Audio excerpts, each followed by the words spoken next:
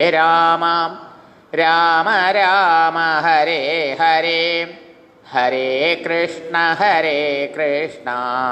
കൃഷ്ണ കൃഷ്ണ ഹരേ ഹരേ ഹരേ രാമ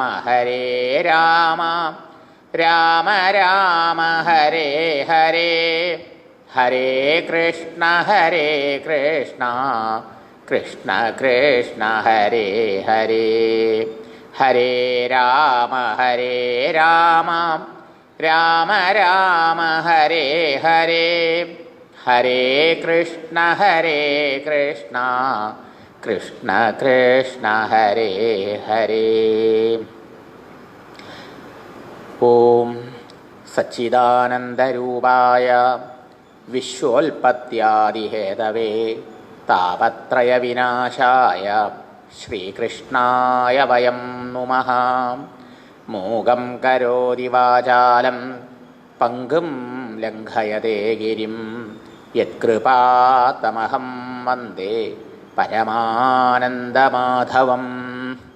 ശ്രീമദ്ഭാഗവതാഖ്യോയം പ്രത്യക്ഷ കൃഷ്ണ ഏവ ഹി സ്വീകൃതോऽസി മയാ നാഥ മുക്ത്യർത്ഥം ഭവസാഗരേ.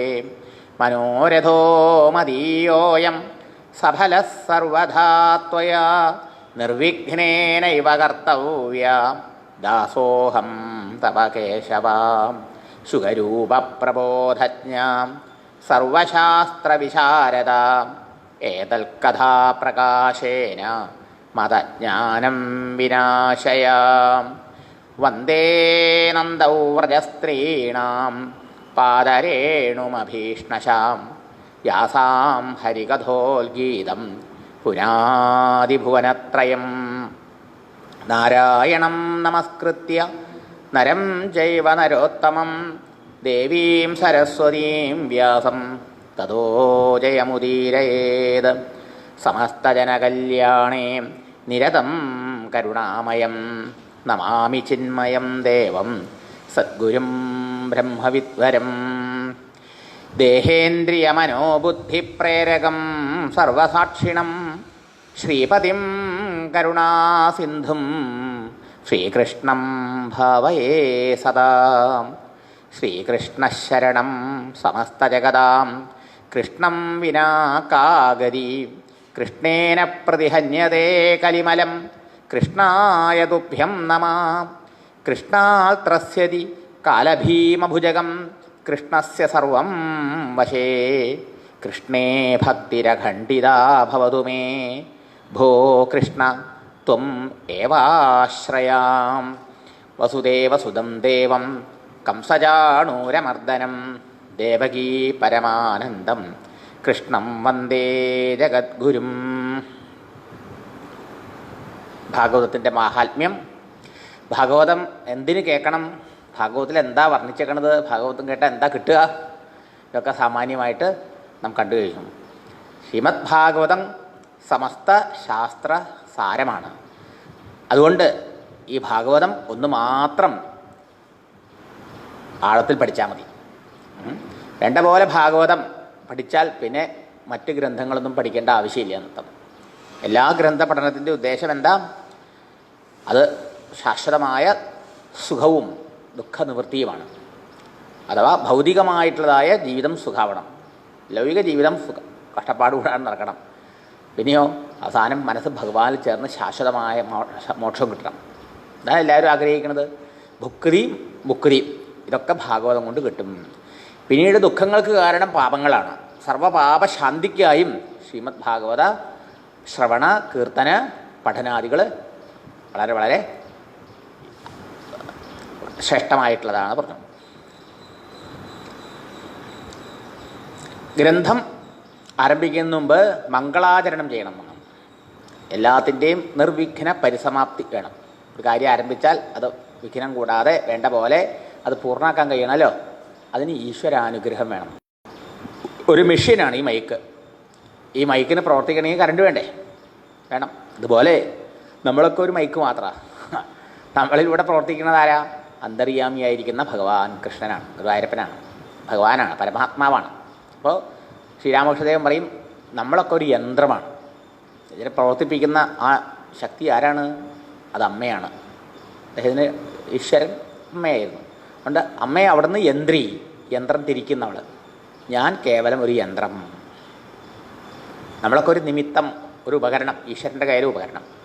സർവേശ്വരനാണ് എല്ലാം നടത്തുന്നത് എന്ന ഭാവത്തോടു കൂടി ചെയ്യുമ്പോഴേ എല്ലാം നിർവിഘ്ന പരിസമാപ്തി ഉണ്ടാവുള്ളൂ. എന്താ അങ്ങനെ പറയാൻ കാരണം? ഇല്ലെങ്കിൽ അഹങ്കാരത്തിൻ്റെ പ്രവർത്തനമായിരിക്കും ഉണ്ടാവുക.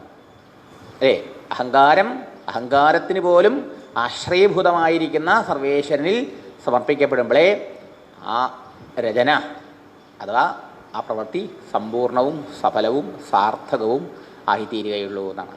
അതുകൊണ്ട് ആദ്യത്തെ ശ്ലോകത്തിൽ മംഗളാചരണം. 1ഉം 2ഉം ശ്ലോകം വളരെ പ്രധാനം. മംഗളാചരണം കഴിഞ്ഞാൽ പിന്നെ ചെയ്യേണ്ടത് അനുബന്ധ ചതുഷ്ടയം എന്നാണ്. അനുബന്ധ ചതുഷ്ടയം, 4 കാര്യങ്ങൾ പരസ്പരം ബന്ധപ്പെട്ടിരിക്കണം. നോക്കാം നമുക്ക്. 1-ാമത്തെ ശ്ലോകം. ജന്മാദ്യസ്യ യദോന്വയാദിതരത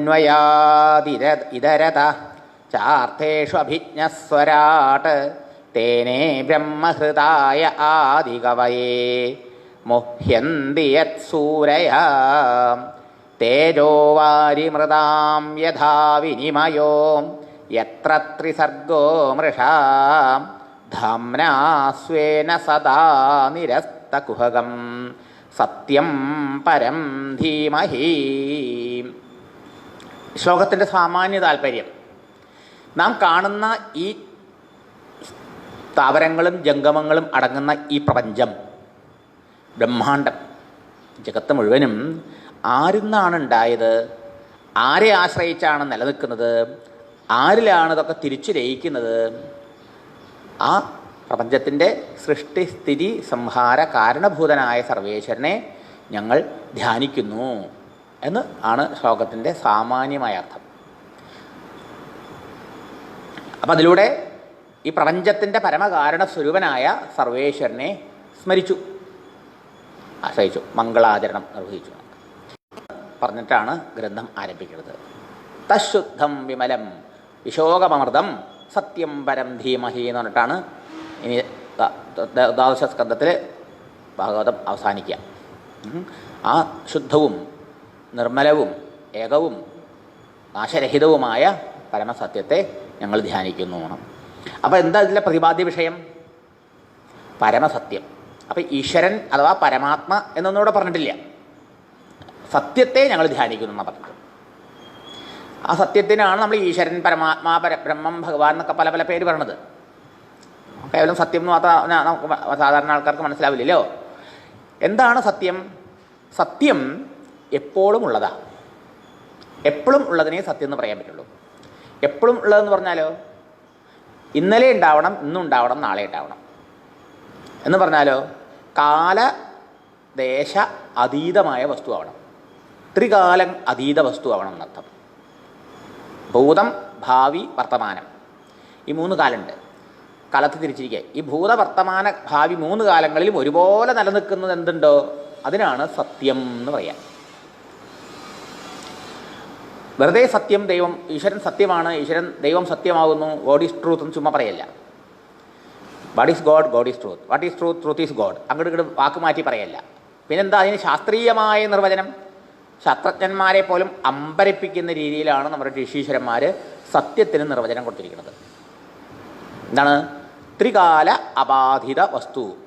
3 കാലത്തും ഒരിക്കലും ബാധിക്കപ്പെടാത്ത വസ്തു. ബാധിക്കപ്പെടാതെന്ന് വെച്ചാലോ, നിഷേധിക്കപ്പെടാത്തത്, ഇല്ലാതാകാത്തത്, നെഗേറ്റ് ചെയ്യപ്പെടാത്തത് എന്നർത്ഥം. ഇപ്പം ഉണ്ട്, പിന്നെ ഒരിക്കൽ ഇല്ല എന്ന് പറഞ്ഞാൽ അത് ബാധിക്കപ്പെട്ടു. എപ്പോഴും ഒരുപോലെ ഉള്ളതാവണം. അതാണ് നമ്മൾ പറഞ്ഞത്. ത്രികാലം എന്ന് പറഞ്ഞാൽ 3 കാലം: ഭൂതം, ഭാവി, വർത്തമാനം. അത് മാത്രം പോരാ, ഈ 3 കാലത്തും ഈ പ്രപഞ്ചം നമ്മൾ അനുഭവിക്കേണ്ടത്. നമുക്ക് 3 അനുഭവമുണ്ടല്ല ഒരു ജീവിതത്തിലുള്ളത്. ഓരോരുത്തരും അനുഭവിക്കുന്നുണ്ട് 3 അനുഭവം. ഏതൊക്കെയാ? നമുക്കറിയുന്ന സുഖദുഃഖാനുഭവങ്ങളല്ലേ. 3 അനുഭവമുണ്ടോ? സുഖം അല്ലെങ്കിൽ ദുഃഖം? സുഖവും ദുഃഖവും ആണ്. പക്ഷേ ഈ സുഖവും ദുഃഖവും അനുഭവിക്കുന്നത് എപ്പോഴാണ്? ഉണർന്നിരിക്കുമ്പോൾ. ഒരനുഭവം ഉണർന്നിരിക്കുമ്പോഴത്തെ അവസ്ഥയാണ്. മനോരാജ്യത്തിൽ ഇരിക്കുമ്പോഴും നമ്മുടെ ഈ മനോരാജ്യത്തിൽ നമ്മൾ കാണുന്നതൊന്നും ഈ കണ്ണുകൊണ്ടല്ല കാണുന്നത്, ഈ കാതുകൊണ്ടല്ല കേൾക്കണത്. ഭാവനയിലാണ്, അല്ലേ? അവിടെയുണ്ട് നമുക്ക് സുഖം ദുഃഖം, സ്വപ്നത്തിലുണ്ട് നമുക്ക് സുഖം ദുഃഖം. അവിടെ ഈ സ്ഥൂലമായ ഇന്ദ്രിയങ്ങളല്ല പ്രവർത്തിക്കുന്നത്, പക്ഷെ മനസ്സാണ്. അവിടെ കാണുന്ന ആളും കാണപ്പെടുന്ന വസ്തുവും ഒക്കെ ആരാണ്? കാണുന്നതിനൊക്കെ മനസ്സാണ്. ഇനിയോ ഈ മനസ്സും പിൻവാങ്ങി, മനസ്സും ബുദ്ധിയൊക്കെ പിൻവാങ്ങി, ആ അവസ്ഥയാണ് ഗാഠനിദ്ര, സുഷുപ്തി എന്ന് പറയുന്നത്. അപ്പോൾ ഈ മൂന്നവസ്ഥ എല്ലാവർക്കും ഇല്ലേ? ജാഗ്രത അവസ്ഥ, സ്വപ്നാവസ്ഥ, സുഷുപ്തി അവസ്ഥ. ഉണർന്നിരിക്കുന്ന അവസ്ഥ, സ്വപ്നം കാണുന്ന അവസ്ഥ, ഉറങ്ങുന്ന അവസ്ഥ, സ്വപ്നമില്ലാതെ ഉറങ്ങുന്ന അവസ്ഥ. ഈ മൂന്നവസ്ഥ ഇല്ലാത്തവരാരുമില്ല. ഈ മൂന്നവസ്ഥകളിലും ഒരുപോലെ നിലനിൽക്കുന്നുണ്ടെങ്കിൽ മാത്രമേ അതിന് സത്യം എന്ന് പറയാൻ പറ്റുള്ളൂ. അതാണ് ഋഷിയുടെ കേമത്വം. ശാസ്ത്രജ്ഞന്മാർക്കൊന്നും ഇത്ര എത്താൻ പറ്റിയിട്ടില്ല. ശാസ്ത്രജ്ഞന്മാർ ഈ സ്ഥൂലമായ ഈ ഇന്ദ്രിയ പ്രത്യക്ഷമായ ലോകത്ത്, അതായത് ഈ ജാഗ്രത അവസ്ഥയിൽ മാത്രമേ സത്യം അന്വേഷിക്കുന്നുള്ളൂ. ഈ ജാഗ്രത അവസ്ഥയെക്കുറിച്ച്, ഇപ്പം കാണുന്ന ഈ ലോകത്തെക്കുറിച്ചല്ലേ അവർ ചിന്തിക്കുന്നുള്ളൂ. സ്വപ്നത്തെ സുഷുപ്തിയെയും കുറിച്ച് ശാസ്ത്രജ്ഞന്മാർ ചിന്തിക്കാൻ തുടങ്ങിയിട്ടില്ല. അതിനുള്ളിൽ തിരിയണം. അപ്പോൾ മൂന്നവസ്ഥയിലും ഒരുപോലെ മാറാറ് നിലനിൽക്കുന്നുണ്ടാവണമെന്തെങ്കിലും അങ്ങനെ സത്യം എന്ന് പറയാൻ പറ്റുള്ളൂ, അല്ലേ? അപ്പോൾ ത്രികാല അബാധിത വസ്തു എന്നതിന് അർത്ഥം എന്താണ്? ഭൂതം, ഭാവി, വർത്തമാനം എന്ന മൂന്ന് കാലത്തിലും ഒരുപോലെ ഉണ്ടാവണം, ഒന്ന്. രണ്ടാമത് നമ്മുടെ ജീവിതാനുഭവങ്ങൾ മൂന്നാണ്: ജാഗ്രത, സ്വപ്നം, സുഷുപ്തി. ഈ മൂന്നവസ്ഥകളിലും ഒരുപോലെ ഉള്ളതാവണം. അങ്ങനെ എന്തെങ്കിലും ഉണ്ടോ എങ്കിൽ അതിന് സത്യം എന്ന് പറയാം. അല്ലാത്തതോ അതിന് സത്യം എന്ന് പറഞ്ഞൂടാ. സത്യമെന്ന പോലെയൊക്കെ തോന്നും ചെയ്യാം, പറയുകയും ചെയ്യാം, നമ്മൾ വിശ്വസിക്കുകയും ചെയ്യും. അങ്ങനെ ചിന്തിച്ചു നോക്കിയാൽ ഈ കാണുന്ന പ്രത്യക്ഷ പ്രപഞ്ചം സത്യമാകുമോ? ഇതാണ് ചോദ്യം. ഈ കാണുന്ന ലോകം സത്യമാണ്. സാധാരണ ആളെ സംബന്ധിച്ചിടത്തോളം ഈ ദേഹം ഞാൻ, ഇത് സത്യം. ഞാൻ എന്ന് പറയുന്ന ഈ ദേഹമാണ്, ഇതാണ് സത്യം. നിങ്ങളടങ്ങുന്ന ഈ ലോകം സത്യം, ഇന്ദ്രിയ പ്രത്യക്ഷമായ ലോകം സത്യം. അതിനപ്പുറത്തൊരു സത്യം ഇല്ല അവന്. ഉണ്ടോ? ഇല്ല. പക്ഷേ വിചാരം ചെയ്ത് നോക്കുമ്പോൾ, ഈ ഋഷി പറഞ്ഞ നിർവചനം വെച്ച് നോക്കുമ്പോൾ, സത്യത്തിൻ്റെ ശാസ്ത്രീയമായ നിർവചനം വെച്ച് നോക്കുമ്പോൾ, ഈ ദേഹവും മാറുന്നതാണ്, പരിണാമത്തിന് വിധേയമാണ്. ഈ ലോകവും മാറ്റത്തിന് വിധേയമാണ്. ശരിയല്ലേ? മാറുന്ന വസ്തു എപ്പോഴും ഒരുപോലെ ഉണ്ടാവുമോ? ഉണ്ടാവാൻ പറ്റില്ല. മാറുന്ന വസ്തുവിന് നാശമുണ്ട്. മൂന്ന് കാലത്തും ഒരുപോലെ ഇരിക്കുന്ന വസ്തു, ത്രികാലാബാധിതമായ കാലദേശാതീതമായ വസ്തു മാറ്റമില്ലാത്തതായിരിക്കണം. മാറ്റം വന്നാൽ അതിനൊരുപോലെ അടുത്ത നിമിഷം ഉണ്ടാവാൻ പറ്റില്ലല്ലോ. അപ്പോൾ ദൃശ്യമായ പ്രപഞ്ചത്തിൽ എന്തെല്ലാം ഉണ്ടോ അതെല്ലാം subject to change and modification എന്നാണ് പറയാം. മാറ്റത്തിന് വിധേയമാണ്, പരിണാമത്തിന് വിധേയമാണ്. അതുകൊണ്ടോ അത് സത്യം എന്ന ആ വകുപ്പിൽ പെടില്ല. പെടുമോ? ഇല്ല. പക്ഷേ എന്നാൽ അസത്യം എന്ന് പറയാൻ പറ്റും ഇതിനെ? നമ്മൾ കാണുന്നില്ലേ, കേൾക്കുന്നില്ലേ, അനുഭവിക്കുന്നില്ലേ, സുഖദുഃഖങ്ങളെ അനുഭവിക്കണില്ലേ, വ്യവഹാരം നടക്കണില്ലേ? അതുകൊണ്ട് ഇതിനെ വ്യാവഹാരിക സത്ത എന്ന് പറഞ്ഞു ഋഷി. ഇനി വ്യവഹാരത്തിൽ ഇതിന് സത്യത്വമുണ്ട്. പക്ഷേ പരമാർത്ഥമാണോ? അല്ല. പരമാർത്ഥ സത്ത ഇതിൻ്റെ അതീതമായിട്ട് പുറകിലുണ്ടാവണം. നോക്കൂ, മാറിക്കൊണ്ടിരിക്കുന്ന വസ്തുവിന് ആശ്രയം എന്താ? ആധാരം എന്താ? മാറ്റം നടക്കണമെങ്കിൽ അതിന് പുറകിൽ മാറാത്തൊരാധാരം, ഒരു അധിഷ്ഠാനം, ഒരു സബ്സ്ട്രാറ്റം വേണ്ടേ? നമുക്കിങ്ങനെ പതുക്കെ ഒന്ന് ശ്ലോകം ഓപ്പൺ ചെയ്യാം. വലിയ വിഷയങ്ങളെക്കുറിച്ച് അത് പറയണത്. പക്ഷെ അതിനങ്ങനെ തന്നെ പറയണേക്കാളും ഇങ്ങനെ ഓരോ വാക്ക് പഠിച്ച് മനസ്സിലാക്കി പോകുമ്പോൾ നല്ലോണം ഉറക്കും. പിന്നെ നമുക്ക് ആ ശ്ലോകത്തിൽ കൂട്ടാർത്ഥം വായിക്കുമ്പോൾ നല്ലോണം മനസ്സിലാവും. അപ്പോൾ മാറ്റം നടക്കണമെങ്കിൽ അതിന് പുറകിൽ മാറാത്തൊരാശ്രയം, ഒരാധാരം, ഒരധിഷ്ഠാനം ഒക്കെ അതിന് പറയാം. ഒരു സബ്സ്ട്രാറ്റം വേണം. ഒരു സ്റ്റേജ് ഇളകാതെ നിന്നാലേ സ്റ്റേജിൽ ഒരു നർത്തകിക്ക് നൃത്തം നിർത്താൻ പറ്റുള്ളൂ. ശരിയല്ലേ? ഒരു പുഴയ്ക്ക് ഒഴുകണമെങ്കിൽ ആ പുഴയ്ക്ക് ഒരു ബേസ് ഉണ്ടാവണം, അത് മാറാതെ നിൽക്കണം. ട്രെയിൻ ഓടണമെങ്കിൽ റെയിൽ പാള ഓടാതിരിക്കണ്ടേ? ശരിയല്ലേ? റോഡ് നിശ്ചലമായിരിക്കൊണ്ടാണ് വാഹനങ്ങൾക്ക് അതിലൂടെ ഓടാൻ പറ്റുന്നത്. ശരിയല്ലേ? അപ്പോൾ മാറ്റം ഉണ്ട് എന്ന് വന്നാൽ തന്നെ ഈ മാറ്റങ്ങൾക്ക് ആശ്രയമായ മാറാത്ത ഒന്നിനെ അംഗീകരിച്ചേ പറ്റുള്ളൂ. ശരിയല്ലേ? അപ്പോൾ ഈ പ്രപഞ്ചം മാറുന്നു എന്നുള്ളത് നമുക്ക് അനുഭവമാണ്. ഈ ദേഹം മാറുന്നു എന്നുള്ളത് നമ്മുടെ അനുഭവമല്ലേ? കുട്ടിക്കാലത്തെ ദേഹം അതിൽ ഇപ്പോഴത്തെ ദേഹം. നമ്മുടെ ചിന്തകൾ മാറുന്നില്ലേ? അനുഭവങ്ങൾ മാറുന്നില്ലേ? അതെ. അപ്പം നമ്മളിലുമുണ്ട് ഈ മാറ്റങ്ങൾക്ക് പുറകിൽ മാറാത്തൊരാധാരം. ഈ കാണുന്ന ദൃശ്യപ്രപഞ്ചത്തിന് പുറകിലുമുണ്ട് മാറാത്തൊരാധാരം. പക്ഷേ ഇന്ന് നമ്മൾ ഈ കാണുന്ന ഈ പ്രപഞ്ചത്തെയും ഈ ദേഹത്തെയും സത്യമെന്ന് വിചാരിക്കുന്നു. ശരിയല്ലേ? അതുകൊണ്ട് ഈ ശ്ലോകം നോക്കൂ, സത്യം പരം ധീമഹി, പരം സത്യം ധീമഹി എന്നാണ്. പരമമായ സത്യത്തെ ഞങ്ങൾ ധ്യാനിക്കുന്നു എന്നാണ്. എന്താ അങ്ങനെ പറഞ്ഞത്? ഈ ലോകമാണ് സാമാന്യക്കാർക്ക് സത്യം, അതുകൊണ്ട് പറഞ്ഞു പരമമായ സത്യം എന്ന്. പരമമായ സത്യം അതാണ് ഈ പറഞ്ഞ ഈ മാറ്റങ്ങൾക്ക് പുറകിൽ മാറാതെ കാലദേശങ്ങൾക്ക് അതീതമായി മൂന്നവസ്ഥകളിലും മാറാതെ മൂന്നവസ്ഥകൾക്കും ആ ഉണ്മ കൊടുത്തുകൊണ്ട് അതിനെ പ്രകാശിപ്പിച്ചുകൊണ്ട് അതിനും സാക്ഷിയായിരിക്കുന്ന സത്യവസ്തു. ആ സത്യവസ്തുവാണ് ബ്രഹ്മമെന്നും പരമാത്മാവെന്നും ഭഗവാനെന്നും പല പല പേരുകൾ പറയണത്. Truth, reality. ശാസ്ത്രജ്ഞന്മാർ, അപ്പോൾ നോക്കൂ, ശാസ്ത്രജ്ഞന്മാർ ശാസ്ത്രം ചിന്ത തുടങ്ങിയ മുതൽ അന്വേഷിച്ചു കൊണ്ടിരിക്കുന്നതും ഇപ്പോഴും അന്വേഷിച്ചിട്ട് പിടി കിട്ടാത്തതും ഈ ഭാഗവതത്തിൽ ഋഷീശ്വരന്മാർ എന്നോ അന്വേഷിച്ച് കണ്ടുപിടിച്ച് പറഞ്ഞു തരുന്നതും ഒരേ കാര്യമാണ്. ഒരു പഴഞ്ചനാണോ? ഭാഗവതം ഓപ്പണിംഗ് വേഴ്സ് തന്നെ ഈ സയൻറ്റിസ്റ്റിൻ്റെ അന്വേഷണ വിഷയത്തെ ചർച്ച ചെയ്യണത്. ശാസ്ത്രജ്ഞന്മാരെ നിങ്ങൾ ഈ ലോകത്തിൽ മുഴുവനും അന്വേഷിച്ചിട്ട് നാളിതുവരെയായിട്ടും ഇന്നതാണ് ആ സത്യമെന്ന് തീർപ്പ് കൽപ്പിക്കാൻ പറ്റിയിട്ടില്ല അവർക്ക്. പണ്ട് ഋഷി പറഞ്ഞു, സാ കാഷ്ട സാ പരാഗതി, ഈസ് സുപ്രീം, ഇതിനപ്പുറത്തൊന്നുമില്ല. വേദാഹമേദം പുരുഷം മഹാന്തം എന്ന് ഋഷി വിളിച്ചുപോയി. ആ പരമമായ പുരുഷനെ, സത്യത്തെ ഞങ്ങളിതാ കണ്ടിരിക്കുന്നു, അറിഞ്ഞിരിക്കുന്നു, അനുഭവിച്ചിരിക്കുന്നു, സാക്ഷാത്കരിച്ചിരിക്കുന്നു. നോക്കൂ, അതിനെയാണ് വേദവ്യാസ മഹർഷി പരം സത്യം എന്നിവിടെ പറഞ്ഞെന്നർത്ഥം.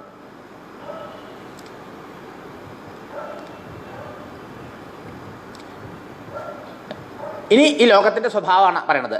ജന്മാദി അസ്യ, അസ്യ എന്ന് പറഞ്ഞാലോ, അസ്യ എന്ന് വെച്ചാൽ അസ്യ ജഗതഃ, ഈ ജഗത്തിൻ്റെ.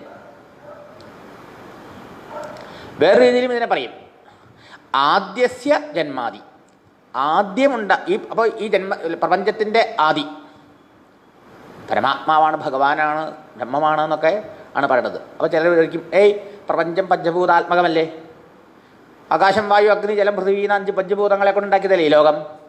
അതെ, പഞ്ചഭൂതങ്ങളെ കൊണ്ടുണ്ടാക്കിയതാണ്. പക്ഷേ ഈ പഞ്ചഭൂതം എവിടെ നിന്നുണ്ടായി? ക്രമേണ ആകാശം ആദ്യം ഉണ്ടായി, ആകാശം നിന്ന് വായു, വായു നിന്ന് അഗ്നി, അഗ്നിയിൽ നിന്ന് ജലം, അതിൽ നിന്ന് പൃഥ്വി, ഇങ്ങനെ ഉണ്ടായതാണ്.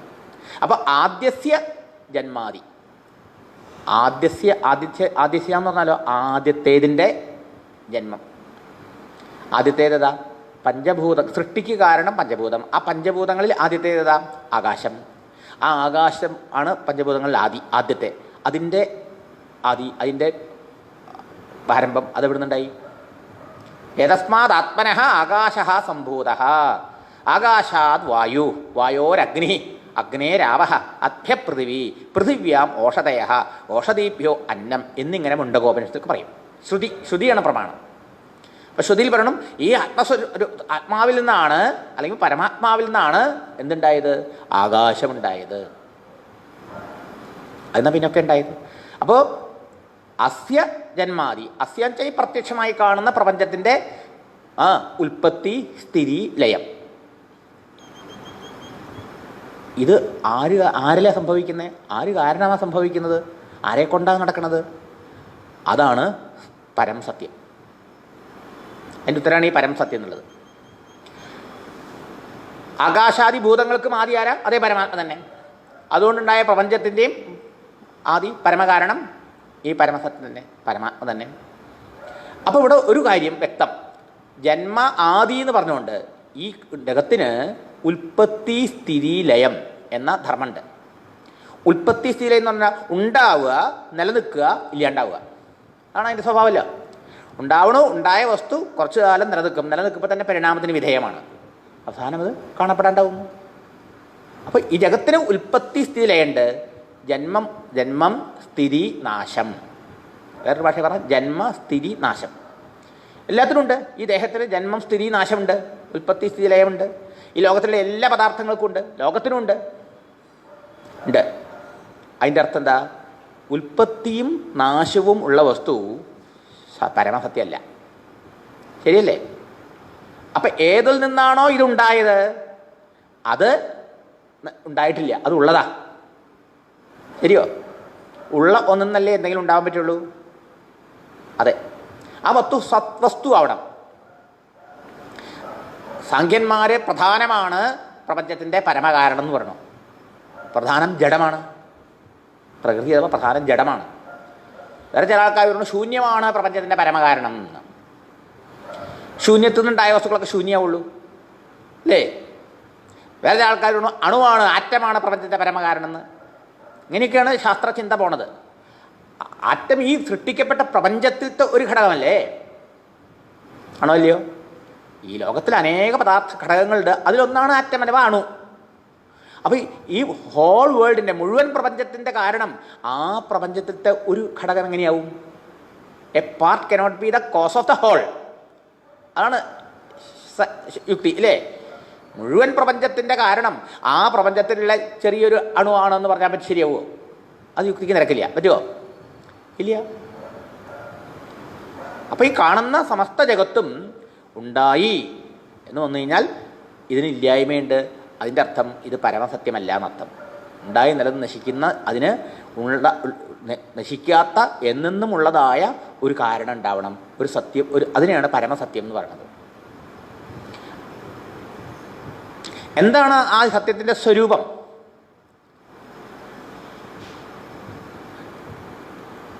ആ സത്യത്തിലാണ് ഈ ജഗത്ത് സത്യമെന്ന് പോലെ തോന്നുന്നത്. പറഞ്ഞു അന്വയാത് ഇതരതഃ. എന്താ? ഈ പ്രപഞ്ചം കാര്യകാരണാത്മകമാണ്. അപ്പോൾ പ്രപഞ്ചം കാണുന്നുണ്ടെങ്കിൽ ഈ പ്രപഞ്ചത്തിന് കാരണത്തെ അംഗീകരിക്കണം. കാണേണ്ട പ്രപഞ്ചം അനുഭവിക്കേണ്ടത്. അപ്പോൾ ചോദ്യം, ഇതെവിടെ നിന്നുണ്ടായി? ആരുണ്ടാക്കി? ഇതെങ്ങനെ നിലനിൽക്കണു? എങ്ങനെ നടക്കണു? യതോ വാ ഇമാനി ഭൂതാനി ജായന്തേ. ഏതിൽ നിന്നാണ് ഈ കാണപ്പെടുന്ന വൈവിധ്യമാകുന്ന ചരാചര പ്രപഞ്ചം ആവിർഭവിച്ചത്? ഏന ജാതാനി ജീവന്തി. ഉണ്ടായ എല്ലാം ആരെക്കൊണ്ട്, എന്തിനെക്കൊണ്ട് നിലനിൽക്കുന്നു? ആരിതിനൊക്കെ നടത്തുന്നു? യത് പ്രയന്തി അഭിസംവിശന്തി ഇതി. ഏതെന്നിലേക്ക് ഇതൊക്കെ തിരിച്ചു പോകുന്നു? തത് വിജിജ്ഞാസസ്വ. അതിനെ നീ ചിന്തിച്ച് വിചാരം ചെയ്തറിയൂ, ധ്യാനിച്ചറിയൂ. തത് ബ്രഹ്മേരി. അതാണ് ബ്രഹ്മവസ്തു, പരമാത്മ എന്ന് ശ്രുതി. അതാണ് ഇവിടെ സൂചിപ്പിക്കുന്നത്. ജന്മാദി ഹസ എന്ന് പറഞ്ഞിട്ടുണ്ട്. അപ്പോൾ കാര്യകാരണാത്മകമാണ് ഈ ജഗത്ത്. അപ്പോൾ കാര്യവും കാരണവും. കാര്യം ഉണ്ടെങ്കിൽ കാരണം ഉണ്ടാവും, കാരണമില്ലാതെ കാര്യം ഉണ്ടാവാൻ പറ്റില്ല. ഒരാഭരണം ഉണ്ടാച്ചാൽ അതിന് കാരണമായ സ്വർണ്ണം ഉണ്ടാവണം. ഈ പ്ലാസ്റ്റിക് ചെയർ ഉണ്ടാവണമെന്ന് വെച്ചാൽ അതിന് കാരണമായ പ്ലാസ്റ്റിക് ഉണ്ടാവണം. മര ഡെസ്ക് ഉണ്ടാവണമെങ്കിൽ മരം ഉണ്ടാവണം, കാരണമായ മരം ഉണ്ടാവണം. അങ്ങനെയുള്ള എല്ലാം കാര്യകാരണാത്മകമാണ് ഈ ജഗത്ത്. അങ്ങനെയുള്ള എല്ലാനും അന്വയ വ്യതിരേക ദൃഷ്ടിയിൽ വ്യാപ്യ വ്യാപകമായിട്ട് കാണും. അതൊക്കെ ശ്രദ്ധിക്കാം. എന്താ? വ്യാപ്യ വ്യാപകം. രണ്ട് വാക്കാ. ഒന്ന് വ്യാപ്യം, മറ്റൊന്ന് വ്യാപകം. ഒന്ന് വ്യാപിക്കുന്നത്, ഒന്ന് ഏതൊന്നിൽ വ്യാപിക്കുന്നോ അത്. ഉദാഹരണം, ഈ ഡെസ്ക്, മരത്തിൻ്റെ ഡെസ്ക്. ഈ മരത്തിൻ്റെ ഡെസ്ക് കാര്യം, മരം കാരണം. അപ്പോൾ കാരണമായ ഈ മരം ഈ കാര്യമായ ഡെസ്കിൽ മുഴുവനും വ്യാപിച്ചിരിക്കുന്നുണ്ട്. ശരിയല്ലേ? അപ്പോൾ ഈ ഡെസ്കിന് നമുക്ക് വ്യാപ്യമെന്നും മരത്തിന് നമുക്ക് വ്യാപകമെന്നും പറയാം. മരം വ്യാപിച്ചിരിക്കുകയല്ലേ? ശരിയല്ലേ? പ്ലാസ്റ്റിക് കൊണ്ടുണ്ടാക്കിയ കസേര കാര്യം, പ്ലാസ്റ്റിക് കാരണം. അപ്പോൾ ആ കാര്യമായ പ്ലാസ്റ്റിക് കസേരയിൽ അതിൻ്റെ കാരണമായ പ്ലാസ്റ്റിക് വ്യാപിച്ചിരിക്കുന്നുണ്ട്. സ്വർണം കൊണ്ടുണ്ടായ ആഭരണം, ആ ആഭരണം കാര്യം, ആ കാരണമായ ആഭരണത്തിൽ, ആ കാര്യമായ ആഭരണത്തിൽ അതിൻ്റെ കാരണമായ സ്വർണം വ്യാപിച്ചിരിക്കുന്നു. അപ്പോൾ സ്വർണം വ്യാപ്യവും മറ്റത് വ്യാപകവും. ഒന്ന് വ്യാപ്യം, ഒന്ന് വ്യാപകം. അപ്പോൾ കാരണം വ്യാപ്യം, മറ്റത് വ്യാപകം. കാരണം കാര്യത്തിൽ വ്യാപിച്ചിരിക്കും. അതാണ് നിയമം. വസ്ത്രം, നൂല്, ഉദാഹരണങ്ങൾ എത്രയെങ്കിലും ഉണ്ട് അല്ലേ? വസ്ത്രത്തിന് കാരണം നൂല്, മൺപാത്രം, മണ്ണ്. അപ്പോൾ ഇതിലെന്താ വ്യാപിക്കുക? മൺപാത്രത്തിൽ മുഴുവനും മണ്ണ് വ്യാപിച്ചിരിക്കുന്നു. ഒന്ന് വ്യാപ്യം, ഒന്ന് വ്യാപകം. വ്യാപ്യം എപ്പോഴും കാരണവും, വ്യാപ്യം കാര്യവും, വ്യാപകം കാരണവും. കാരണം കാര്യത്തിൽ അനുസ്യൂതമായി വ്യാപിച്ചിരിക്കുന്നുണ്ടാവും. ഇതാണ് നിയമം. ശരിയല്ലേ? അപ്പം ഈ കാണുന്ന ജഗത്ത് ഇപ്പം നമുക്ക് സത്യമായി തോന്നുന്നുണ്ടെങ്കിൽ ഈ പ്രപഞ്ചത്തിന് കാരണമായ പരമാത്മ ഈ കാണുന്ന പ്രപഞ്ചത്തിൽ മുഴുവനും വ്യാപിച്ചുണ്ടാവണ്ടേ? വേണ്ടേ? വ്യാപിച്ചുണ്ടാവണോ? ഉണ്ടാവണം. എങ്ങനെയാണ് വ്യാപിച്ചിരിക്കുന്നുണ്ടാവുക? മരത്തിൻ്റെ ഉദാഹരണം നമുക്ക് മനസ്സിലാക്കാം. ഉദാഹരണങ്ങൾക്ക് പരിമിതിയുണ്ട്. പക്ഷേ ഇവിടെ എടുക്കുമ്പോഴോ ഭഗവാൻ ആരാണ്? പരമാത്മാ സച്ചിദാനന്ദ സ്വരൂപനാണ്. കാലദേശങ്ങൾക്ക് അതീതമായ വസ്തുവാണ് സത്യം. സത്യം തന്നെ സത്ത് എന്ന് പറഞ്ഞത് അല്ലേ? ആ സത്വസ്തു എല്ലാ വസ്തുക്കളിലും വ്യാപിച്ചിട്ടുണ്ട് ഒരുപോലെ. അഥവാ എല്ലാ വസ്തുക്കൾക്കും ഉണ്മ കൊടുക്കുന്നത് ആ പരമകാരണമായ സത്യസ്വരൂപനാണ്. അതാണ് സത് വസ്തു. സത്ത് ചെന്ത അസ്തിത്വം, ഉണ്മ, എക്സിസ്റ്റൻസ്, നിലനിൽപ്പ് എന്നൊക്കെ അർത്ഥം. ശരി, നമ്മൾ വ്യവഹാരത്തിൽ അറിയണു ഈ ഡെസ്ക് ഉണ്ട് അല്ലേ, വസ്ത്രമുണ്ട്, ചെയറുണ്ട്, വീടുണ്ട്, ലോകമുണ്ട്, ഓരോ വസ്തു ഉണ്ട് ഉണ്ട് ഉണ്ട് എന്നല്ലേ നമ്മുടെ അനുഭവം. ആ എല്ലാ വസ്തുക്കൾക്കും ഉണ്മ കൊടുത്തുകൊണ്ട് അതിന് പുറകിലിരിക്കുന്ന ആ ഉണ്മ, അതാണ് സത്വസ്തു. അതാണ് പ്രപഞ്ചത്തിൻ്റെ പരമകാരണമായ പരമാത്മ ഭഗവാൻ.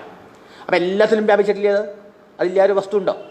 അത് പുറകിലുള്ളത് കൊണ്ടാണ് ഈ കാണുന്ന ലോകം മാറി മറിയുമ്പോഴും നമുക്കത് സത്യമെന്ന് തോന്നണത്. അപ്പം ഈ മാറി മറിയുന്ന ലോകം വ്യാവഹാരിക സത്യത്വം മാത്രമേ അതിനുള്ളൂ. അതിൻ്റെ പുറകിൽ മാറാതെ എപ്പോഴും ഒരേ നിലയിൽ നിൽക്കുന്ന ആ സത്വസ്തു ഉണ്ട്, ആ പരമാത്മാവുണ്ട്, ആ ഭഗവാനുണ്ട്. അതിലാണ് ഈ ലോകം കാണുന്നതെന്നുള്ളത് കൊണ്ടാണ് ഈ പ്രപഞ്ചത്തിന് സത്യത്വമുള്ളത്. അപ്പോൾ പ്രപഞ്ചത്തിൻ്റെ സത്യത്വത്തിന് കാരണം ഇതിൻ്റെ പുറകിലുള്ള സത്യമാണ്. അതാണ് ഭഗവാൻ പരമാത്മ. അത് നമ്മൾ കാണുന്നില്ല പല കാരണങ്ങളെ കൊണ്ട്.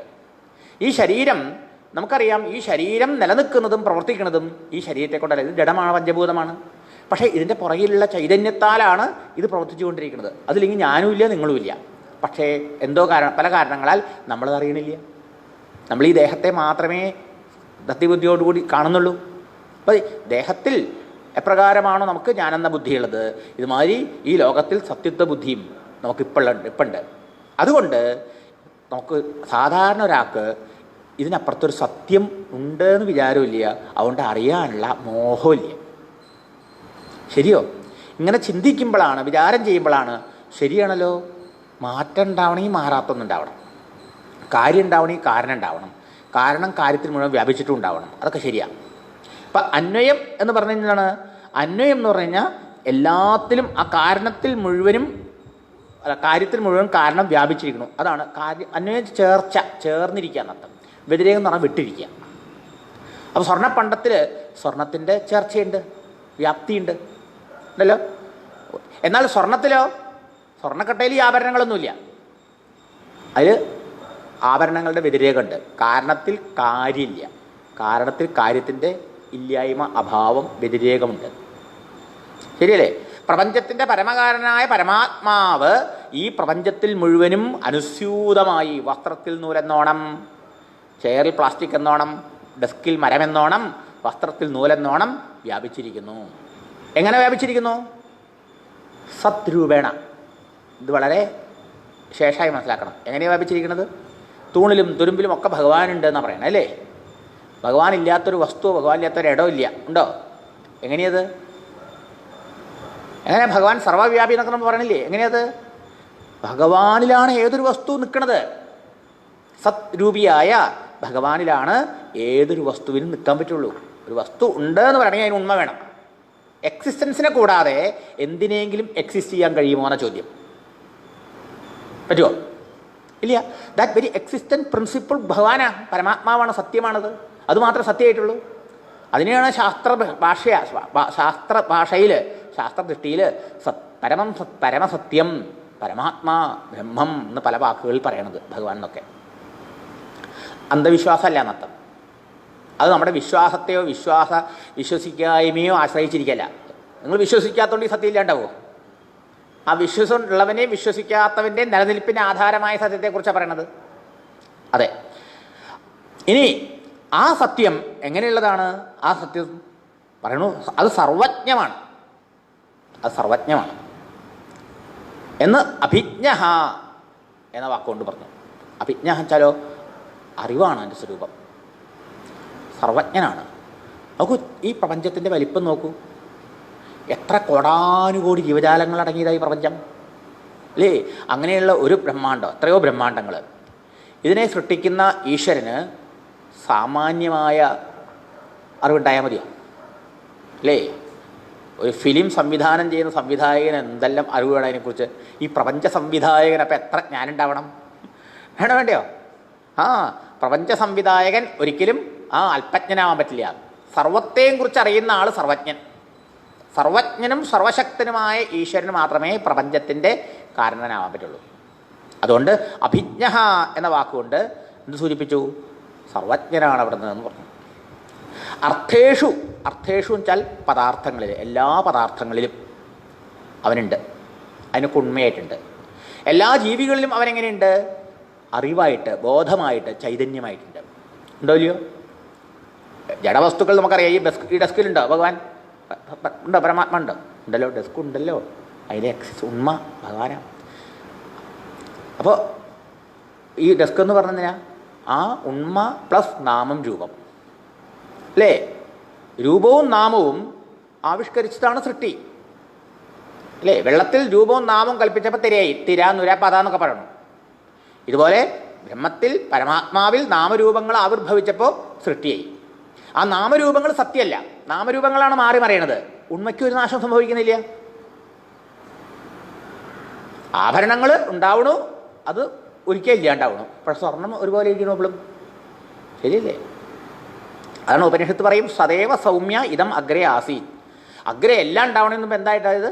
സദൈവ സൗമ്യ, സത്ത് മാത്രമേ ഉണ്ടായെന്നാണ്. ഉപനിഷത്തിൻ്റെ ഋഷിയിൽ കൃഷ്ണൻ, രാമൻ, ഗോവിന്ദൊന്നും പറയില്ല. സത്ത്, എക്സിസ്റ്റൻസ് മാത്രമേ ഉണ്ടായിരുന്നുള്ളൂ നാം. അത് മാത്രമേ ഉള്ളൂ, അതന്നെ ഉണ്ടായിരുന്നിട്ടുള്ളൂ. അതാണ് തത് സത്യം. അതാണ് ഇപ്പോഴും ഉള്ളൂ, അതാണ് എപ്പോഴും ഉള്ളത്.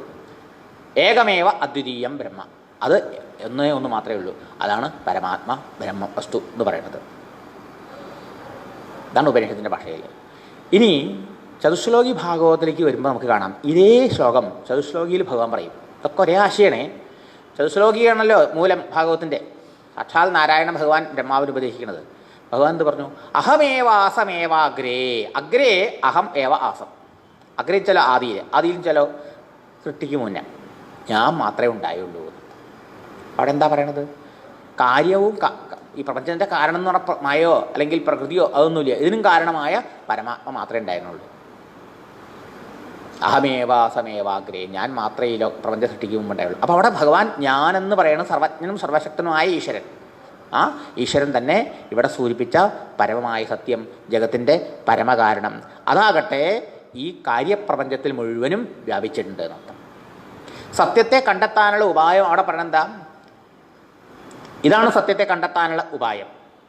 അന്വയം വ്യതിരേകാഭ്യാം യൽ സ്യാൽ സർവത്ര സർവത. അന്വയം വ്യതിരേകം എന്ന് പറഞ്ഞാൽ യുക്തി അപ്ലൈ ചെയ്യാം. എന്നിട്ട് എന്താണോ എപ്പോഴും എല്ലാത്തിലും ഉള്ളത് അതാണ് സത്യം എന്ന് മനസ്സിലാക്കണം. എന്ന് പറഞ്ഞാൽ എന്താ? ആഭരണം ഉള്ളപ്പോഴും സ്വർണ്ണമുണ്ട്, ആഭരണം ഇല്ലെങ്കിലും സ്വർണ്ണമുണ്ട്. ആഭരണം ഉള്ളപ്പോൾ ആഭരണത്തിൽ മുഴുവൻ സ്വർണത്തിൻ്റെ വ്യാപ്തിയുണ്ട്, അന്വയമുണ്ട്. എന്നാലോ ആഭരണം ഒരുക്കിയാലോ സ്വർണം മാത്രമുണ്ട്. ആ സ്വർണത്തിൽ ആഭരണങ്ങളുടെ വ്യതിരേകമുണ്ട്, ഇല്ലായ്മയുണ്ട്, അഭാവമുണ്ട് അല്ലേ? അപ്പോൾ ഇവിടെ സർവത്ര സർവതാ ഉള്ളത് ഏതാ? അന്വയ വ്യതിരേക യുക്തി നോക്കി ആഭരണം എടുത്തു. ആഭരണമാണ് നമ്മൾ വ്യവഹാരത്തിൽ കാണുന്നത്, പല പല ആഭരണങ്ങൾ. ഇതിൽ സത്യം എന്താണെന്ന് കണ്ടുപിടിക്കണം. അന്വയ വ്യതിരേക യുക്തി നോക്കി ഇതിലെപ്പോഴും സർവത്ര സർവത ഉള്ളത് എന്താ? മാലയിലും വളയിലും കമ്മലിലും എല്ലാത്തിലും എപ്പോഴും മാല ആവണേന് മുമ്പും മാല ആയിരിക്കുമ്പോഴും മാല ഒരുക്കിയാലും അതിലെപ്പോഴും ഉള്ളതെന്താ? സ്വർണം മാത്രം. അപ്പം സുവർണത്വം ഈ ആഭരണങ്ങളിലൊക്കെ ഒരുപോലെ വ്യാപിച്ചിട്ടുണ്ട്. എന്നാലോ ആ സ്വർണത്തിൽ ഈ ആഭരണങ്ങളൊന്നും ഇല്ലേനും. ആഭരണങ്ങളില്ലാതെ സ്വർണത്തിലിരിക്കാം, ആഭരണങ്ങളോട് കൂടിയും സ്വർണത്തിലിരിക്കാം. ഇതുമാതിരി പ്രപഞ്ചത്തിൻ്റെ പരമകാരണമായ പരമാത്മ ഭഗവാന് ഈ പ്രപഞ്ചത്തോട് കൂടിയും ഇരിക്കാം, പ്രപഞ്ചം ഇല്ലാണ്ടും ഇരിക്കാം. പ്രപഞ്ചം ഉണ്ടെങ്കിലോ കാര്യമായ പ്രപഞ്ചത്തിൻ്റെ കാരണം ഉണ്ടാവണം. അത് സർവജ്ഞനും സർവശക്തനുമായ ഭഗവാനാവാനേ തരമുള്ളൂ.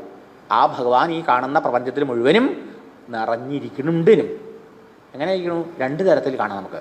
ഒന്ന്, എല്ലാ വസ്തുക്കൾക്കും ഉണ്ട് എന്നുള്ള ഉണ്മ കൊടുത്തുകൊണ്ട്. രണ്ട്, അതിലെല്ലാത്തിലും ജീവനുള്ള എല്ലാത്തിലും നമുക്ക് വ്യക്തമായിട്ട് തിരിച്ചറിയാം. ഉള്ളിൽ ചൈതന്യരൂപേണ ബോധരൂപേണ ഈ ദേഹേന്ദ്രിയ മനോബുദ്ധികളെ പ്രവർത്തിപ്പിച്ചുകൊണ്ട് ദേഹേന്ദ്രിയ മനോബുദ്ധി പ്രേരകം സർവസാക്ഷിണം ശ്രീപതിം കരുണാസിന്ധും ശ്രീകൃഷ്ണം ഭാവയേ സദാ. പറഞ്ഞില്ലേ, ആ ശ്രീകൃഷ്ണൻ ആരാണ്? ശ്രീകൃഷ്ണൻ ഭഗവാന്റെ പ്രപഞ്ചത്തിൻ്റെ പരമകാരനായ ഈശ്വരൻ എന്ന് പറഞ്ഞു.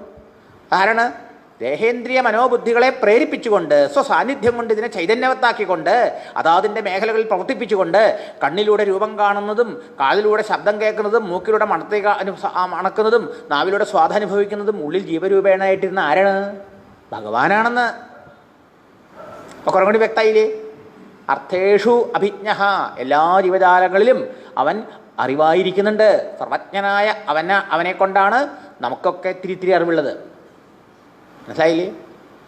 അതുമാതിരി അവന് മറ്റെന്തെങ്കിലും ആശ്രയാവശ്യമുണ്ടോ? ഇല്ല. സ്വരാട് സ്വയം പ്രകാശ സ്വരൂപമാണ്. ഈ പ്രപഞ്ചത്തിനെ മുഴുവൻ പ്രകാശിപ്പിക്കുന്നത് ഉള്ളതാക്കുന്നത് ആരാ? ആ പരമാത്മ ഭഗവാനാണ്. നമ്മുടെ ഉള്ളിൽ ബോധമില്ലായിരുന്നുവെങ്കിൽ നമുക്ക് ഈ പ്രപഞ്ചമുണ്ട് എന്നുള്ള അറിവുണ്ടാവുമായിരുന്നു? ഇല്ല. ഏതെന്നിനെയും നമ്മൾ ബോധിക്കുന്നില്ലയോ ആ വസ്തു നമ്മളെ സംബന്ധിച്ചിടത്തോളം ഇല്ലാത്തതല്ലേ? ഒരു വസ്തു ഉണ്ട് എന്ന് പറയണമെങ്കിൽ ഞാൻ അതിനെക്കുറിച്ച് കോൺഷ്യസ് ആവണം, അറിയണം, ബോധിക്കണം, വേണ്ടേ? എല്ലാവരിലും ബോധസ്വരൂപിയായിരിക്കുന്നത് ആരാ? ഭഗവാന്റെ മറ്റൊരു രൂപമാണ് ബോധം. അറിവ്, ബോധം, ചൈതന്യം, ആത്മാ എന്നൊക്കെ പര്യായ പദങ്ങളാണ്. മനസ്സിലായോ? ആണോ? അഭിജ്ഞാച്ചാൽ അറിവ്, സ്വരാജ്ഞാൽ സ്വയം പ്രകാശിക്കുന്ന ബോധം, ചൈതന്യം, നത്തം. അങ്ങനെ എല്ലാവരിലും നിറഞ്ഞു നിൽക്കുന്നു ആ സത്യസ്വരൂപിയായ ആ ഭഗവാൻ നത്തം. അപ്പോൾ ഈ കാണുന്ന പ്രപഞ്ചം മുഴുവനും കാര്യകാരണ ബന്ധത്തിൽ അധിഷ്ഠിതമാണ്. അങ്ങനെ കാണുന്ന എല്ലാത്തിലും അതിനൊക്കെ ഉണ്മ കൊടുത്തുകൊണ്ട് സത്യസ്വരൂപനായ ഭഗവാൻ ഇരിക്കുന്നു. ഇനിയോ എല്ലാ ജീവജാലങ്ങളിലും ഉള്ളിൽ അന്തര്യാമിയായിട്ട് ആത്മസ്വരൂപമായിട്ട് ചൈതന്യസ്വരൂപനായിട്ട് ദേഹേന്ദ്രിയാദികളെ പ്രവർത്തിപ്പിച്ചുകൊണ്ട് ഈ പ്രപഞ്ചാനുഭവങ്ങളെയൊക്കെ സാധിപ്പിച്ചുകൊണ്ടിരിക്കുന്നു. ഇനി നമ്മളുടെ ഓരോരുത്തരുടെയും ജാഗ്രത, സ്വപ്നം, സുഷുപ്തി എന്ന 3 അവസ്ഥകളും മാറിക്കൊണ്ടിരിക്കും. അവിടുത്തെ അനുഭവങ്ങൾ മാറിക്കൊണ്ടിരിക്കും. ഈ അവസ്ഥകൾ മാറുമ്പോഴും ഇവിടുത്തെ അനുഭവങ്ങൾ വന്നു പോയിക്കൊണ്ടിരിക്കുമ്പോഴും ഈ അവസ്ഥകളെയും അനുഭവങ്ങളെയും മാറാതെ നിന്ന് പ്രകാശിപ്പിക്കുന്നത് ആരാ? നമ്മുടെ ഓരോ ചിന്തകളെയും ആരാ പ്രകാശിപ്പിക്കുന്നത്? ഇരുട്ടത്തെ ഏതെങ്കിലും വസ്തു ഇരിക്കണമെങ്കിൽ അറിയാൻ പറ്റുമോ? ലൈറ്റ് അടിക്കണ്ടേ? ഏത് ലൈറ്റിലാണ് നമ്മുടെ ചിന്തയെ നാം അറിഞ്ഞത്? എനിക്ക് സുഖമാണെന്നുള്ളത് ഒരു ചിന്ത, സുഖചിന്ത പോയി ദുഃഖചിന്ത വന്നു അല്ലേ? മനസ്സിൽ പലതരത്തിലെ വിചാരങ്ങളും പൊന്തി പറയണു. ഈ വിചാരങ്ങളെയും വികാരങ്ങളെയും ആര് പ്രകാശിപ്പിച്ചിട്ടോ നിങ്ങൾ അറിഞ്ഞത്?